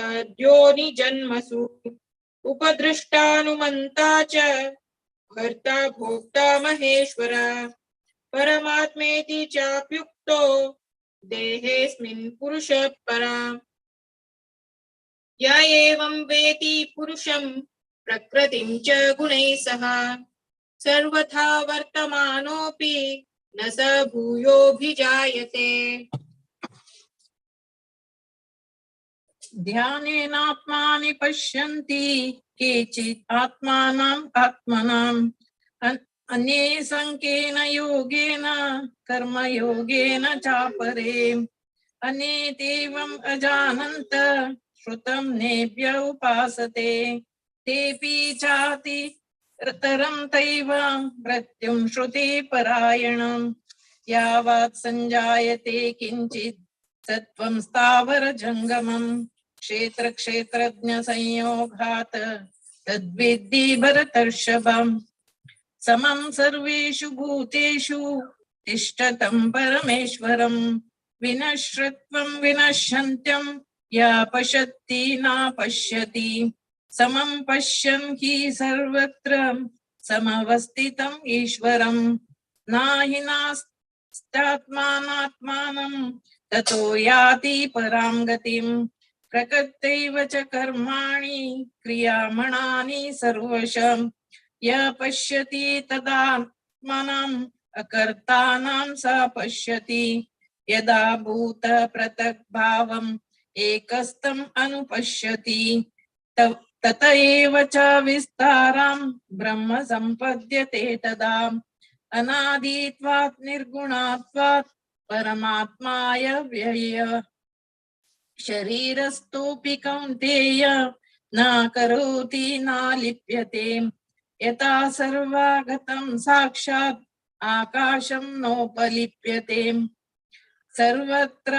सर्वत्रावस्थितो देहे तदात्मानोपलिप्यते यथा प्रकाशयत्येक कृष्णं लोकम् इमं रविम् क्षेत्रं क्षेत्री तथा कृष्णं प्रकाशयति भारत क्षेत्र क्षेत्रज्ञयोरेवम् अंतरं ज्ञानचक्षुषां भूत प्रकृति मोक्षं च ये यान्ति ते परम् ओम तत्सत् इति श्रीमद्भगवद्गीतासु उपनिषत्सु ब्रह्म विद्यायां योगशास्त्रे श्रीकृष्णार्जुन संवादे क्षेत्र क्षेत्रज्ञयोग नाम त्रयोदशोऽध्यायः। हरे कृष्णा कृष्ण कृष्णा हरे हरे हरे राम राम राम हरे हरे।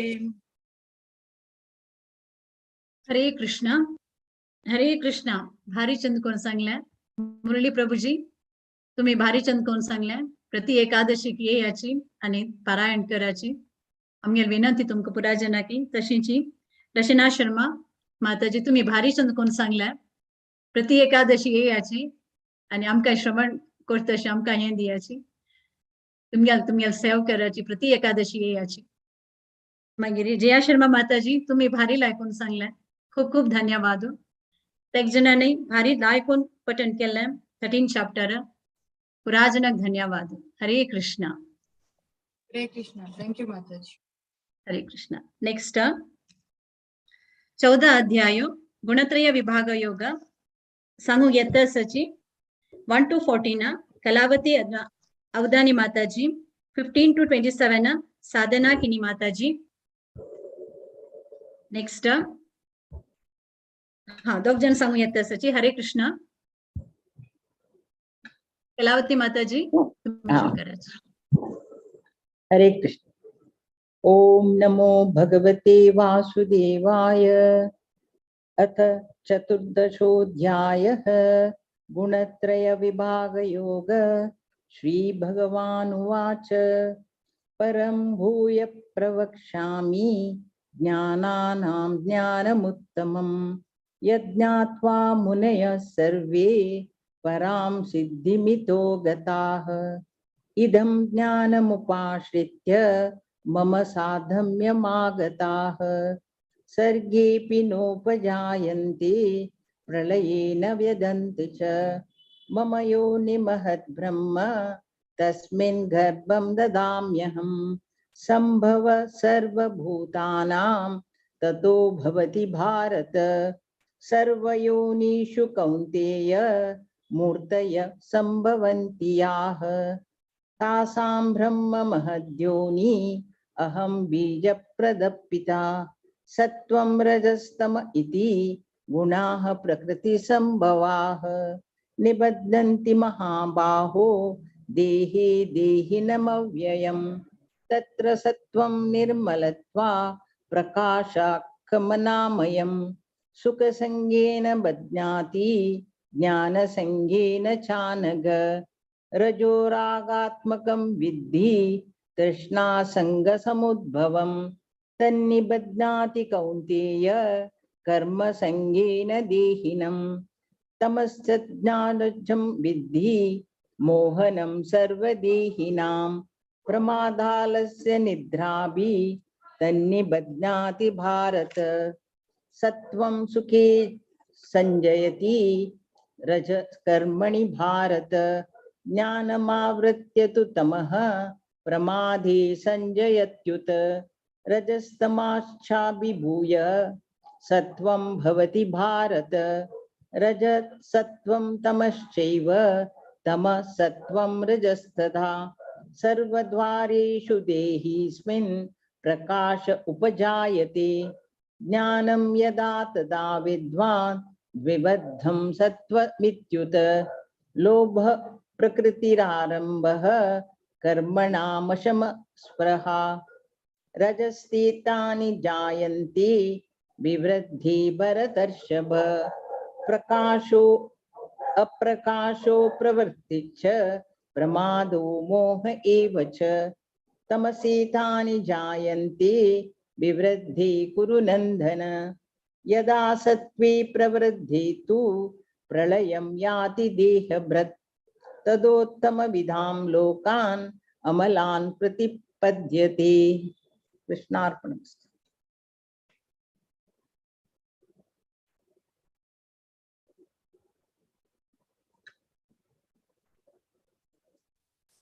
हरे कृष्णा. साधना माताजी.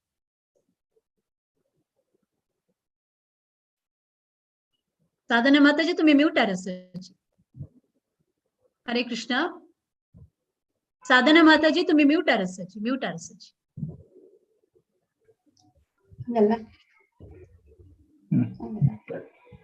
हरे कृष्णा.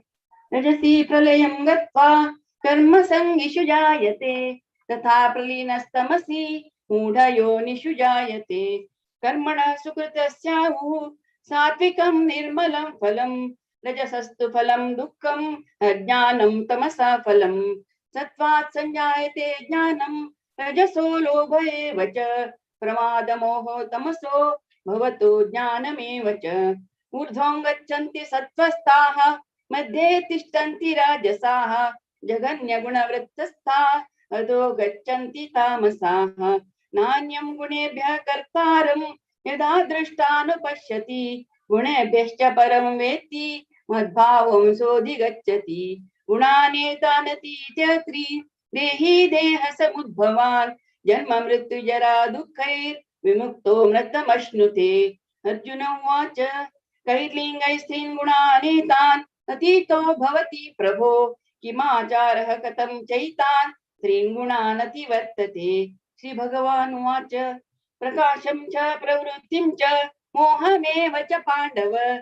न द्वेष्टि सम्प्रवृत्तानि न निवृत्तानि काङ्क्षति. उदासीनवदासीनो गुणर्यो न विचाल्यते गुणावर्तन्त इत्येव योऽवतिष्ठति नेङ्गते समदुःखः सुखः स्वस्थः समलोष्टाश्मकाञ्चन तुल्यप्रिया प्रियो धीर तुल्यनिन्दात्मसंस्तुतिः मानापमानस्तुल्य तुल्यो मित्रारिपक्षयोः सर्वारंभ परित्यागी गुणातीत स उच्यते मां च यो व्यभिचारेण भक्ति योगेन सेवते सगुणान् समतीतैतान् ब्रह्म भूयाय कल्पते ब्रह्मणो हि प्रतिष्ठाहम् अमृतस्य वेस्य च शाश्वतस्य च धर्मस्य सुखस्य कान्तिकस्य च इति श्रीमद्भगवद्गीता उपनिषत्सु ब्रह्म विद्यायां योगशास्त्रे श्री कृष्णार्जुन संवादे गुणत्रय भाग योगो नाम चतुर्दशोऽध्यायः। श्री कृष्णार्पणमस्तु। जय श्री कृष्ण। हरे कृष्णा, हरि बोल, हरे कृष्णा. कलावती माताजी आणि साधना माताजी, तुम्ही दोघ जण भारी स्पष्ट कोण चंद कोण सांगलाय. खूप खूप धन्यवाद तुमका. हरे कृष्णा.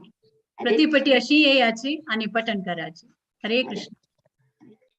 नेक्स्ट 15 अध्यायो पुरुषोत्तम योग सांगू यत्तसची 1 to 10 जयंती नायक आणि 11 to 20 नागराज किणी प्रभू. हरे कृष्ण. जयंती माताजी हा सांगाची. हरे कृष्णा. ओम नमो भगवते वासुदेवाय. अथ पंचदशोऽध्यायः पुरुषोत्तमयोगः. श्रीभगवानुवाच ऊर्ध्वमूलमदशाखम् अश्वत्थं प्राहुरव्ययम् छन्दांसि यस्य पर्णानि यस्तं वेद स वेदवित्. अधश्चोर्ध्वं प्रसृता सस्य शाखा गुणप्रवृद्धा विषयप्रवालाः. अधश्च मूलान्यनुसन्ततानि कर्मानुबन्धीनि मनुष्यलोके. न रूपमस्येह ततोपलभ्यते नान्तो न चादिर्न च सम्प्रतिष्ठा. अश्वत्थमेनं सुविरूढमूलम् असङ्गशस्त्रेण दृढेन चित्वा. ततः पदं तत्परिमार्गितव्यं यस्मिन् गता न निवर्तन्ति भूयः. तमेव चाद्यं पुरुषं प्रपद्ये यतः प्रवृत्तिः प्रसृता पुराणी. निर्माणमोहाजितसङ्गदोषा अध्यात्मनित्या विनिवृत्तकामाः. द्वन्द्वे विमुक्ताः सुखदुःखसंज्ञैः गच्छन्त्यमूढाः पदमव्ययं तत्. न तद्भासयते सूर्यो न शशाङ्को न पावकः. यद्गत्वा न निवर्तन्ते तद्धाम परमं मम. ममैवांशो जीवलोके जीवभूतः सनातनः. मनः षष्ठानीन्द्रियाणि प्रकृतिस्थानि कर्षति. शरीरं यदवाप्नोति यच्चाप्युत्क्रामतीश्वरः. गृहीत्वैतानि संयाति वायुर्गन्धानि वाशयात्. श्रोत्रं चक्षुः स्पर्शनं च रसनं घ्राणमेव च. अधिष्ठाय मनश्चायं विषयानुपसेवते. उत्क्रामन्तं स्थितं वापि भुञ्जानं वा गुणान्वितं. विमूढानानुपश्यति पश्यन्ति ज्ञानचक्षुषः. हरे कृष्णा. यतन्तो योगिनश्चैनं पश्यन्त्यात्मन्यवस्थितं. यतन्तोऽप्यकृतात्मानो नैनं पश्यन्त्यचेतसः. यदादित्यगतं तेजो जगद्भासयतेऽखिलं. यच्चन्द्रमसि यच्छाग्नौ तत्तेजो विद्धि मामकम्. गामाविश्य च भूतानि धारयाम्यहमोजसा. पुष्णामि चौषधी सर्वा सोमो भूत्वा रसात्मकः. अहं वैश्वानरो भूत्वा प्राणिनां देहमाश्रितः. प्राणापानसमायुक्तः पचाम्यन्नं चतुर्विधम्. सर्वस्य चाहं हृदि सन्निविष्टो मत्तस्मृतिर्ज्ञानमपोहनं च. वेदैश्च सर्वैरहमेव वेद्यो वेदान्तकृत् वेदविदेव चाहं द्वाविमौ पुरुषौ लोके क्षरक्षाक्षर एव च क्षरः सर्वाणि भूतानि कूटस्थोऽक्षर उच्यते उत्तमः पुरुषस्त्वन्यः परमात्मेति उदाहृतः यो लोकत्रयमाविश्य बिभर्त्यव्यय ईश्वरः यस्मात्तरमतीतोऽहम् अक्षरादपि चोत्तमः अतोऽस्मि लोके वेदे च प्रतितः पुरुषोत्तमः यो मामेवमसम्मूढो जानाति पुरुषोत्तमं स सर्वविद् भजति मां सर्वभावेन भारत इति गुह्यतमं शास्त्रम् इदमुक्तं मया नघ एतद्बुद्ध्वा बुद्धिमान् स्यात् कृतकृत्यश्च भारत। ओम तत्सदिति श्रीमद्भगवद्गीतासु उपनिषत्सु ब्रह्म विद्यायां योगशास्त्रे श्रीकृष्णार्जुन संवादे पुरुषोत्तम योगो नाम पंचदशोऽध्यायः। श्रीकृष्णार्पणमस्तु। हरे कृष्ण। हरे कृष्ण। जयंती माताजी मी भारी चंदकोन सांगलाय तशी जी नागराज प्रभूजी भारी चंदकोन सांगलाय अशी याची प्रति एकादशीका पारायण पठन करायची। हरे कृष्ण। मस्त मस्त धन्यवाद प्रभूजी। नेक्स्ट 16 अध्याय सांगू येता सरजी दैवासुर संपत विभाग योग 1 to 12 औरव प्रभू आणि 13 to 24 भारती माताजी। हरे कृष्ण। हरे कृष्ण। हाँ सांग दे मग। ओम श्री परमात्मने नमः। श्रीमद्भगवद्गीता अथ षोडशोऽध्यायः दैवासुर संपद विभाग योगः। श्री भगवानुवाच अभयं सत्त्व संशुद्धि ज्ञान योग व्यवस्थिति दानन्दमश्च यज्ञश्च स्वाध्यायस्तपार्णवम् अहिंसा सत्यमक्रोधस्त्यागः शान्तिरपैशुनम् दया भूतेष्वलो लुप्तं वार्धवम् ह्रीरचापलम् तेजः क्षमा धृतिः शौचम् अद्रोहो नातिमानिता भवन्ति सम्पदं देवीम् अभिजातस्य भारत दम्भो दर्पोऽभिमानश्च क्रोधः पारुष्यमेव च अज्ञानं चाभिजातस्य पार्थ सम्पदमासुरी देवी सम्पद्विमोक्षाय निबन्धाय आसुरी मता वासुचः सम्पदं देवीम् अभिजातोऽसि पाण्डव द्वौ भूतसद्गौ लोकेऽस्मिन् दैव आसुरैव च दैवो विस्तरशः प्रोक्तः आसुरं पार्थ मे शृणु प्रवृत्तिं च निवृत्तिं च जना न विदुरासुराः न शौचं नापि चाचारो न सत्यं तेषु विद्यते असत्यमप्रतिष्ठन्ते जगदाहुरनीश्वरम् अपरस्परसम्भूतं किमन्यत् कामहैतुकम् एतां दृष्टिमवष्टभ्य नष्टात्मानोपबुद्धयः प्रभवन्त्युग्रकर्माणः क्षयाय जगतो हिताः काममाश्रित्य दुष्पूरं दम्भमानमदान्विताः मोहात् गृहीत्वा सद्ग्राहान् प्रवर्तन्ते शुचिव्रताः चिन्तामपरिमेयाञ्च प्रलयातामुपाश्रिताः कामोपभोगपरमा एतावदिति निश्चिताः आशापाशशतैर्बद्धा कामक्रोधः परायणाः ईहन्ते कामभोगार्थम् अज्ञायेनार्थसञ्चयान् इदमद्य मया लब्धम् इमं प्राप्स्ये मनोरथम् इदमस्तीदमपि मे भविष्यति पुनर्धनम् असौ मया हतशत्रुर्हनिष्ये चापरानपि ईश्वरोऽहमहं भोगी सिद्धोऽहं बलवान् सुखी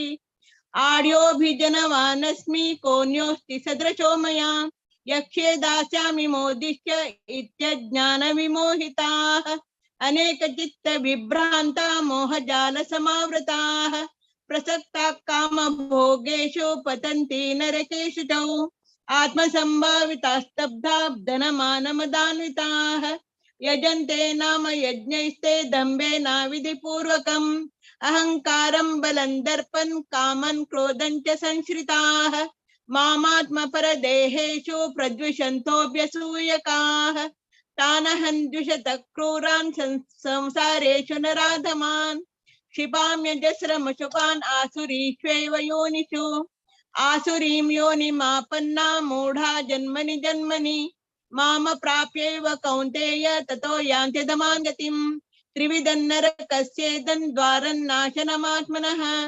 कामक्रोधस्तथा लोभ तस्मात् एतत्त्रयं त्यजेत् एतैर्विमुक्तः कौन्तेय तमो द्वारै श्रीभिर्नरः आचरत्यात्मनः श्रेयस्ततो याति परां गतिम् यशास्त्रविधिमुत्सृज्य वर्तते कामकारतः न स सिद्धिमवाप्नोति न सुखन्न परां गतिम् तस्मात् शास्त्रं प्रमाणन्ते कार्यव्यवस्थितौ ज्ञात्वा शास्त्रविधानोक्तं कर्म कर्तुमिहार्हसि। ओम तत्सदिति श्रीमद्भगवद्गीतासु उपनिषत्सु ब्रह्म विद्यायां योगशास्त्रे श्रीकृष्णार्जुन संवादे दैवासुर संपद्विभाग योगो नाम षोडशोऽध्यायः। हरे कृष्ण हरी बोल. अवरव तू भारी चंद कोण सांगलाय आणि मला ऐकून ट्रेनिंग केलं नवरदेवा एकदम फटाफट. म्हाका अर्जुन आलवड आसलो तो एकदम अशें फटाफट सांगता. एक बिलकुल चुकी नाशिल्लो देवा, एकदम परफेक्ट, एकदम. भारती माताजी तुमका खूप खूप धन्यवाद. तुम्ही नातवांक मस्त प्रोत्साह दिता आसाची. अशी जी घरकन मालगडन असल्यारी चेडूवांक ह्या जात तुम्ही एक लायक उदाहरण. तुमका मस्त धन्यवाद भारती माताजी. तुम्ही भारी चंद कोण सांगला बट तुम्ही नातवान आनी चंद कोण सांगला. हरे कृष्ण हरे कृष्ण. नेक्स्ट दिव्या माताजी, ओवर टू यू. तुम्ही टीम. हरे कृष्ण माताजी. हरे कृष्ण. 17 अध्याय सांगूया तसची अनुप्रिया शर्मा आणि लक्ष्मी नायक म्हणून आणि हा माहिती सांगता. ओम नमो भगवते वासुदेवाय. अथ सप्तदशोऽध्यायः श्रद्धात्रय विभाग योगः. श्री अर्जुन उवाच ये शास्त्रविधिमुत्सृज्य यजन्ते श्रद्धयान्विताः तेषां निष्ठा तु का कृष्ण सत्त्वमाहो रजस्तमः. श्रीभगवानुवाच त्रिविधा भवति श्रद्धा देहिनां सा स्वभावजा सात्विकी राजसी चैव तामसी चेति तां शृणु. सत्त्वानुरूपा सर्वस्य श्रद्धा भवति भारत. श्रद्धामयोऽयं पुरुषो यो यश्रद्धः स एव सः. यजन्ते सात्विका देवान् यक्षरक्षांसि राजसाः प्रेतान् भूतगणाश्चान्यै यजन्ते तामसा जनाः. अशास्त्रविहितं घोरं तप्यन्ते ये तपो जनाः दम्भाहंकार संयुक्ताः कामरागबलान्विताः कर्षयन्तः शरीरस्थं भूतग्राममचेतसः. मां चैवान्तः शरीरस्थं तान् विद्यासुर निश्चयान्. आहारस्वपि सर्वस्य त्रिविधो भवति प्रियः. यज्ञस्तपस्तथा दानं तेषां भेदमिमं शृणु. आयुसत्त्वबलारोग्य सुखप्रीतिविवर्तनाः रस्याः स्निग्धाः स्थिरा हृद्याः आहारः सात्विकप्रियाः. कट्वं ललवण त्युष्ण तीक्ष्णरूक्ष्णविदाहिनः. आहार राजसस्येष्टा दुःखशोकामयप्रदाः. यातयामं गतरसं ओतिपर्युषितं च यत् उच्छिष्टमपि चामेध्यं भोजनं तामसप्रियम्. लक्ष्मी कंटिन्यू. हरे कृष्ण. अफलाकांक्षिभिर्यज्ञो विधिद्रष्टो य युज्यते यष्टव्यमेवेति मनः समाधाय स सात्विकः. अभिसन्धाय तु फलं दम्भार्थमपि चैव यत् युज्यते भरतश्रेष्ठ तं यज्ञं विद्धि राजसं. विधिहीनमसृष्टान्नं मन्त्रहीनमदक्षिणं श्रद्धाविरहितं यज्ञं तामसं परिचक्षते. देवद्विजगुरुप्राज्ञा पूजनं शौचमार्जवं ब्रह्मचर्यमहिंसा च शारीरं तप उच्यते. अनुद्वेगकरं वाक्यं सत्यं प्रियहितं च यत् स्वाध्यायाभ्यसनं चैव वाङ्मयं तप उच्यते. मनः प्रसादः सौम्यत्वं मौनमात्मविनिग्रहः भावसंशुद्धिरित्येतत् तपोमानसमुच्यते श्रद्धया परया तप्तं तपस्तत्त्रिविधं नरैः अफलाकाङ्क्षिभिर्युक्तैः सात्विकं परिचक्षते सत्कारमानपूजार्थं तपोदम्भेन चैव यत् क्रियते तदिह प्रोक्तं राजसं चलमध्रुवं मूढग्राहेणात्मनो यत् पीडया क्रियते तपः परस्योत्सादनार्थं वा तत्तामसमुदाहृतं दातव्यमिति यद्दानं दीयतेनुपकारिणे देशे काले च पात्रे च तद्दानं सात्विकं स्मृतम्। हरे कृष्ण। हरे कृष्ण। यत्तु प्रत्युपकारार्थं फलमुद्दिश्य मा पुनः दीयते च परिक्लिष्टं तद्दानं राजसंस्मृतम् अदेशकाले यद्दानम् अपात्रेभ्यश्च दीयते असत्कृतम् अवज्ञातं तत्तामसमुदाहृतम्। ॐ तत्सदिति निर्देशो ब्रह्मणस्त्रिविध स्मृतः ब्राह्मणास्तेन वेदाश्च यज्ञाश्च विहिता पुरा तस्मादोमित्युदाहृत्य यज्ञदानतपक्रियाः प्रवर्तन्ते विधानोक्ता सततं ब्रह्मवादिनां तदित्यनभिसन्धाय फलं यज्ञतपक्रियाः दानक्रियाश्च विविधाः क्रियन्ते मोक्षकाङ्क्षिभिः सद्भावे साधुभावे च सदित्येतत् प्रयुज्यते प्रशस्ते कर्मणि तथा सच्छब्द पार्थ युज्यते यज्ञे तपसि दाने च स्थिति सदिति चोच्यते कर्म चैव तदर्थीयं सदित्येवाभिधीयते अश्रद्धया हुतं दत्तं तपस्तप्तं कृतं च यत् असदित्युच्यते पार्थ न च तत्प्रेत्य नो इह। ओम तत्सत् इति श्रीमद्भगवद्गीतासु उपनिषत्सु ब्रह्म विद्यायां योगशास्त्रे श्रीकृष्णार्जुन संवादे श्रद्धात्रय विभाग योगो नाम सप्तदशोऽध्यायः। हरे कृष्ण। हरे कृष्ण. वसलका तुकाय लक्ष्मी तुकाय धन्यवाद. छंद कोण सांगला तुम्ही? हरे कृष्ण. हरे कृष्ण. हरे कृष्णा. दिव्या माताजी प्रति एकादशीक तुम्ही एक टीम घेऊन येतात तुमगेले पुराजनाक तुम प्रोत्साहन दिताची पारायण करच्याक खूप खूप धन्यवाद. अशी याची प्रति एकादशीक तुमगे नवे नवे टीम नवे नवे जन नवे नवे आमकां पळोवच्या आयकुच्याक हें जाता खुशी जाता. हरे कृष्णा. हरे कृष्ण. हरे कृष्ण. नेक्स्ट आता मी लास्ट अध्याय 18 अध्यायाक सांगू हें करया मोक्ष संन्यास योग. सो हे सांगू येता आसाची फर्स्ट 1 to 13 प्रत्युषा किनी 14 to 26 पवित्रा शानुभाग 27 to 39 लीलावती माताजी 42 40 to 52 रेणुका प्रभु माताजी 53 to 65 भारती पै माताजी 66 to 78 हांव सांगता सर. हरे कृष्णा. सुरकराजमा. हरे कृष्ण. अथ अष्टादशोऽध्यायः मोक्षसंन्यासयोगः. अर्जुन उवाच संन्यासस्य महाबाहो तत्त्वमिच्छामि वेदितुं त्यागस्य च ऋषिकेश पृथक् केशिनिषूदन. श्रीभगवानुवाच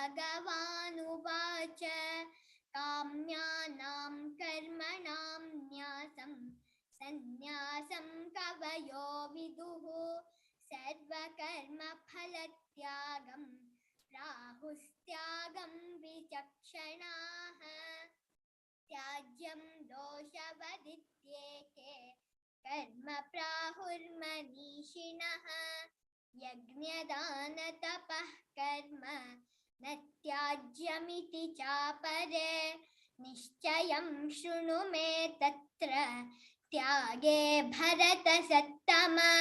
त्यागो हि पुरुषव्याघ्र त्रिविधः सम्प्रकीर्तितः.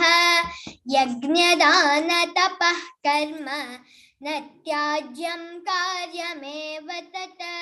यज्ञो दानं तपश्चैव पावनानि मनीषिणाम् एतान्यपि तु कर्माणि सङ्गं त्यक्त्वा फलानि च कर्तव्यानीति मे पार्थ निश्चितं मतमुत्तमम् नियतस्य तु सन्न्यासः कर्मणो नोपपद्यते मोहातस्य परित्यागः तामसः परिकीर्तितः दुःखमित्येव यत् कर्म कायक्लेशभयात् त्यजेत् सकृत्वा राजसं त्यागं नैव त्यागफलं लभेत् कार्यमित्येव यत् कर्म नियतं क्रियते अर्जुन संगं त्यक्त्वा फलं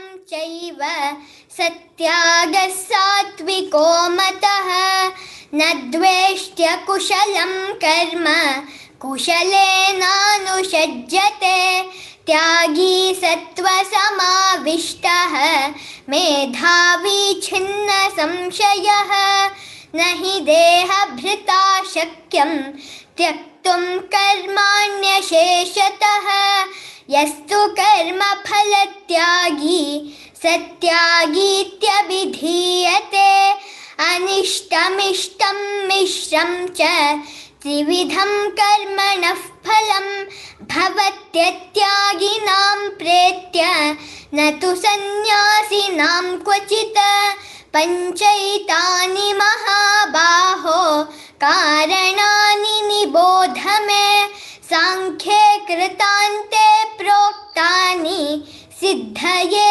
सर्वकर्मणां। हरे कृष्ण। हरे कृष्ण। अधिष्ठानं तथा कर्ता करणं च पृथग्विधं विविधाश्च पृथक् चेष्टाः दैवं चैवात्र पञ्चमं शरीरवाङ्मनोभिर्यत् कर्म प्रारभते नरः न्यायं वा विपरीतं वा पञ्चैते तस्य हेतवः।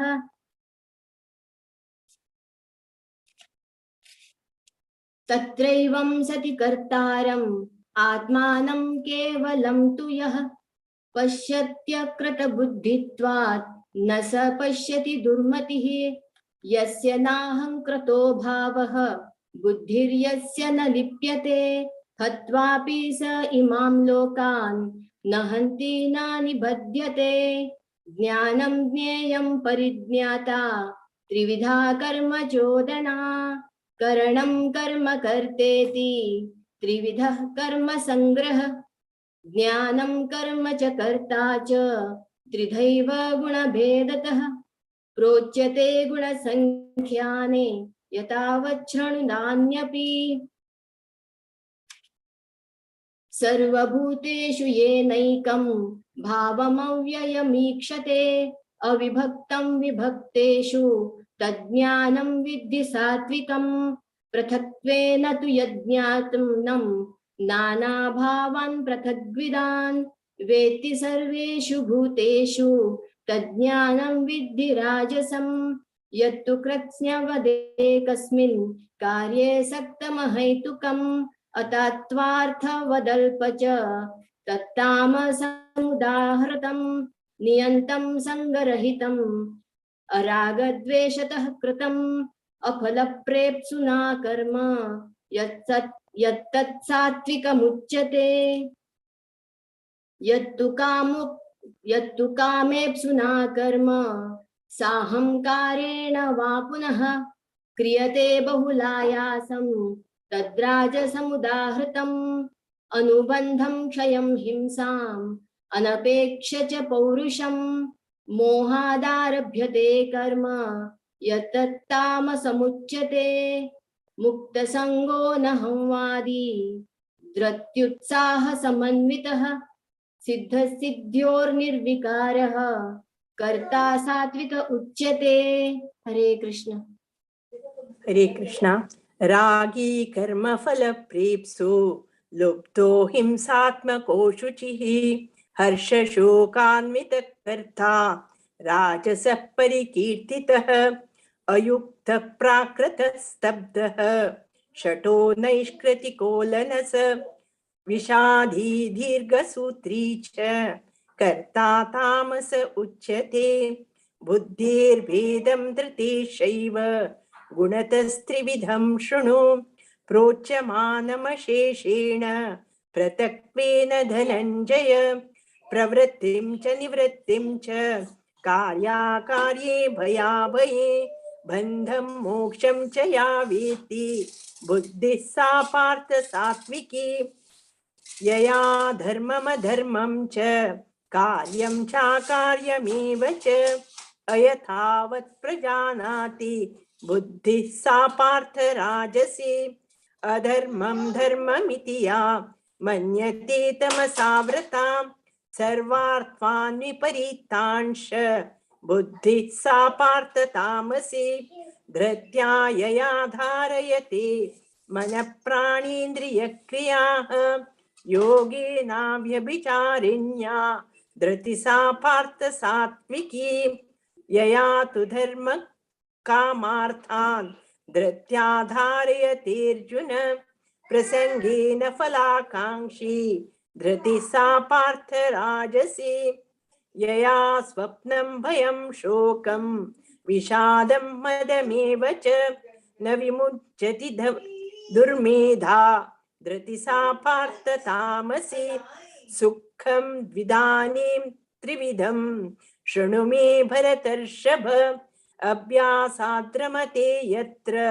दुःखान्तं च निगच्छति यत्तदग्रे विषमिव परिणामेऽमृतोपमम् तत्सुखं सात्विकं प्रोक्तम् आत्मबुद्धिप्रसादजम् विषयेन्द्रियसंयोगात् यत्तदग्रेऽमृतोपमम् परिणामे विषमिव तत्सुखं राजसंस्मृतम् यदग्रे चानुबन्धे च सुखं मोहनमात्मनः निद्रालस्य प्रमादोत्थं तत्तामसमुदाहृतम्। हरे कृष्ण।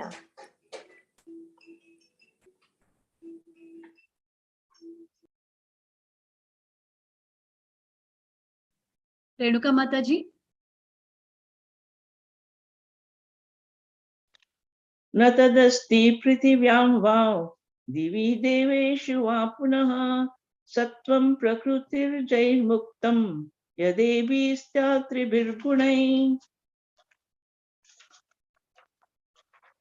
ब्राह्मण क्षत्रिय विशां शूद्राणां च परन्तप कर्माणि प्रविभक्तानि स्वभाव प्रभवैर्गुणैः शमोदमस्तपः शौचं शान्तिरार्जमेव च ज्ञानं विज्ञानमास्तिक्यं ब्रह्म कर्म स्वभावजम् शौर्यं तेजो धृतिर्दाक्ष्यं युद्धे चाप्यपलायनं दानमीश्वर भावश्च क्षात्रं कर्म स्वभावजम् कृषि गौरक्ष वाणिज्यं वैश्यकर्म स्वभावजम् परिचर्यात्मकं कर्म शूद्रस्यापि स्वभावजम् स्वे स्वे कर्मण्यभिरत संसिद्धिं लभते नरः स्वकर्म निरतः सिद्धिं यथा वन्दति तृष्णु यत प्रवृत्तिर्भूतानां येन सर्वमिदं ततं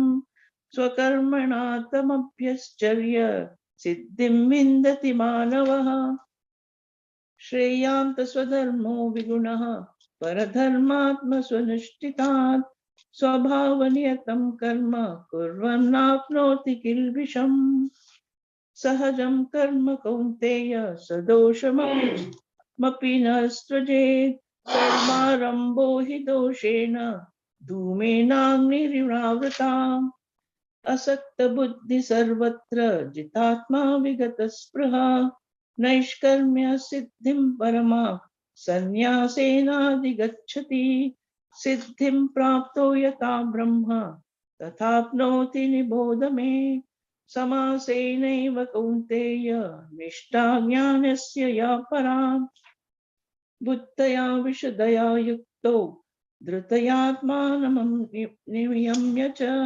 शब्दादीन विषयान् त्यक्त्वा रागद्वेषो विधिस्य च विविक्तसेवी लघ्वाशी यत्वाक्कायमानसः ध्यानयोगपरो नित्यं वैराग्यं समुपाश्रितः।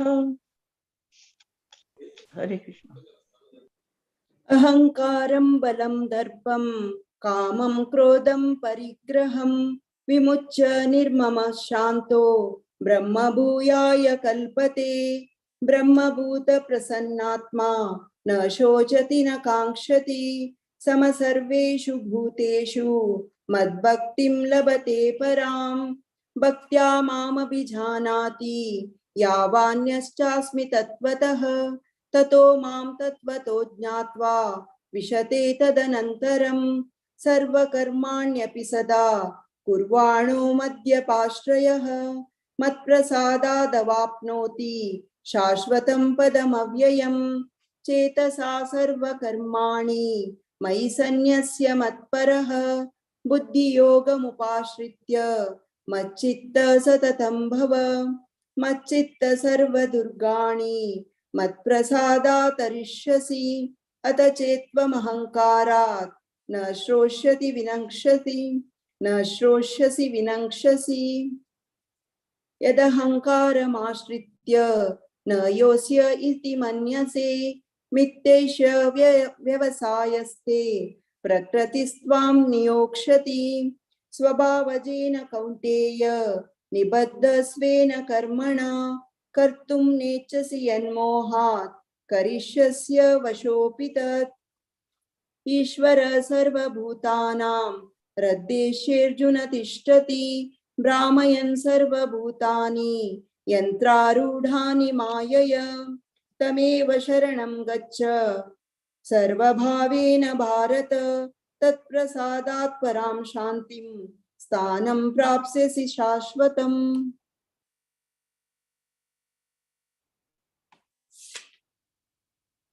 इति ते ज्ञानमाख्यातं गुह्यात् गुह्यतरं मया विम्रशैत्यदशेषेण यतेच्छसि तथा कुरु सर्वगुह्यतमं भूयः शृणु मे परमं वचः।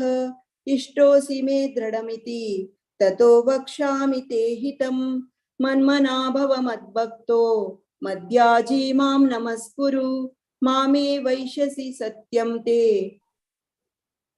प्रतिजाने प्रियोऽसि मे।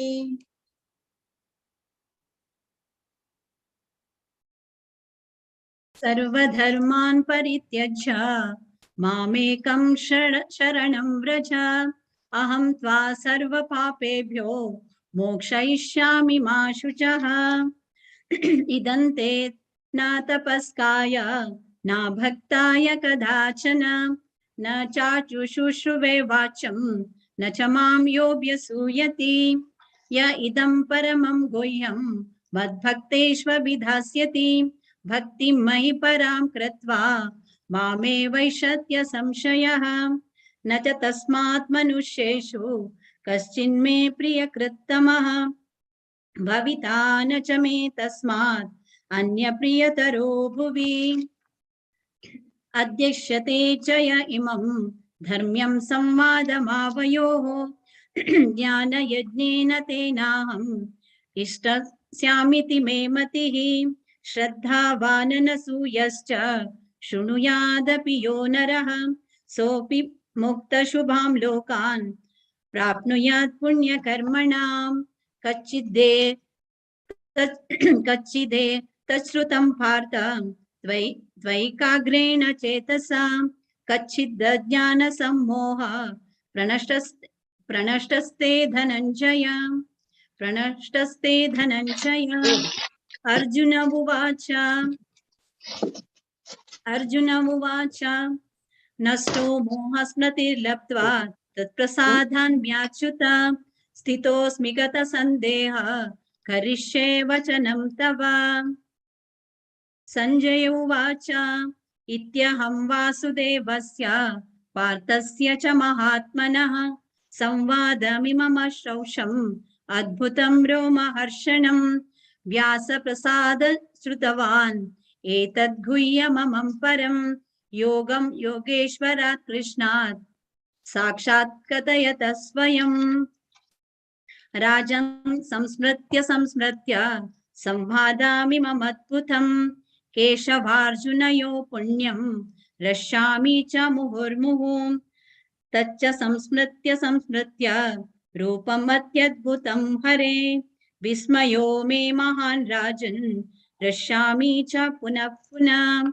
यत्र योगेश्वर कृष्णो यत्र पार्थो धनुर्धरः तत्र श्रीर्विजयो भूतिर् ध्रुवानीतिर्मतिर्मम। यत्र योगेश्वर कृष्णो यत्र पार्थो धनुर्धरः तत्र श्रीर्विजयो भूतिर् ध्रुवानीतिर्मतिर्मम। यत्र योगेश्वर कृष्णो यत्र पार्थो धनुर्धरः तत्र श्रीर्विजयो भूतिर् ध्रुवानीतिर्मतिर्मम। ओम श्री तत्तत् इति श्रीमद्भगवद्गीतासु उपनिषत्सु ब्रह्म विद्यायां योगशास्त्रे श्रीकृष्णार्जुन संवादे मोक्ष संन्यास योगो नाम अष्टादशोऽध्यायः। ओम कृष्णार्पणमस्तु।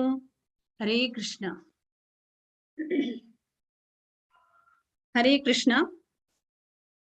18 अध्याय वाजिले प्रतीक्षाकिनी भारी चंदकोन वाजिला अमतुवे तिक लास्ट एक्चुअली तिगेला मन मिगेल दुवेक संका म्हणता नाव मला कंचे अध्याय ना माताजी बरे आटर मात्र स बट तिगेला मन म्हणले मिगेल दुवेक आटर या ना म्हणून सो मागीर हांव म्हणले आटर म्हणता ना ना तिक 1 to 20 पण येत माताजी त्या पण सांगता ती म्हणून. हरे कृष्ण. प्रतीक्षा भारी चंदकोन सांगला मातुवे अशी प्रतिपटी प्रति एकादशी येऊन पठन करी. नेक्स्ट पवित्र शानुभाग माताजी तुम्ही भारी चंदकोन सांगला. हरे कृष्ण. अशी तुम्ही सेव दिता रबाची प्रति एकादशी येऊन. लीलावती माताजी तुम्ही भारी चंदकोन सांगला अशी याची तुम्ही सेव कंटिन्यू करायची. सो नेक्स्ट रेणुका प्रभू माताजी प्रतिपटी प्रति एकादशी तुम्ही येताची. सो थँक्यू तुमका मस्त मस्त प्रणाम. सो अशी तुम्ही सेवा कंटिन्यू करायची माताजी. नेक्स्ट लीलावती माताजी तुम्ही भारी चंदकोन सांगला. नेक्स्ट भारती माताजी तुम्ही भारी चंदकोन सांगला. मस्त मस्त धन्यवाद. हरे कृष्ण. सो फर्स्ट अध्याय देखून 8 अध्याय सांगिला पुरा जनक खूप खूप धन्यवाद. हरे कृष्ण. सो आता अनाउन्समेंट असा. हरे कृष्ण प्रभुजी मुरलीधर प्रभुजी सांगवा. वही माताजी आप पटेल अनाउंसमेंट्स तुमका. अच्छा तुम्ही सांगता जी हम सांगची प्रभुजी तुम क्या अनाउंस करूयात माताजी. हरे कृष्ण. हाँ हरे कृष्ण. सो परा मंगळारा glories of Shri Madhavendrapuri special session असा 8:30 देखून 9:30 इंडिया टाइम अंतू हिज ग्रेस राधाकृष्ण प्रभुजी यत्तसजी हानी disciple of H Jayapataka Swami Maharaj हंगे शिष्य. सो पुराजन दैकून पुराजन अटेंड कराची. मागीर बुधवार शिष्टाष्टकमाचे 6th वर्साचे लास्ट 2 लाइन आमक पुरागुत तशिली. हर ग्रेस रेवती प्रिय माताजी यत्तसजी तानी भारी चंदकोन एक्सप्लेन करताजी कोणी चुक्कनशी अटेंड कराची. सो हांका एंकर यत्तसची मंदाकिनी माताजी रेवती प्रिय माताजी हानी डिसाइपल ऑफ जयपताका स्वामी महाराज तंगेल शिष्य पुराजन अटेंड करका म्हणून पुराजनाला रिक्वेस्ट करता असा. सो हरे कृष्ण प्रभुजी आणि जल्लम अनाउन्समेंट. वही माताजी. हरे कृष्ण. हरे कृष्ण. हमगे लांगा सेशन इंडु कोरिया पुराजन खूप खूप धन्यवाद. अशींची प्रति एकादशी येऊन तुमगे पुराजनाला सेव दियाची योगदान दियाची आणि श्रवण करता लांकई कोर्चाकी यान दियाची. सो हरे कृष्ण. वाञ्छाकल्पतरुभ्यश्च कृपा सिन्धुभ्य एव च पतितानां पावनेभ्यो वैष्णवेभ्यो नमो नमः. अनंत कोटि वैष्णव वृंद की जय. शीला प्रभुपाद की जय. हरे कृष्ण. सो हांगा सेशन एंड करताची. हरे कृष्ण.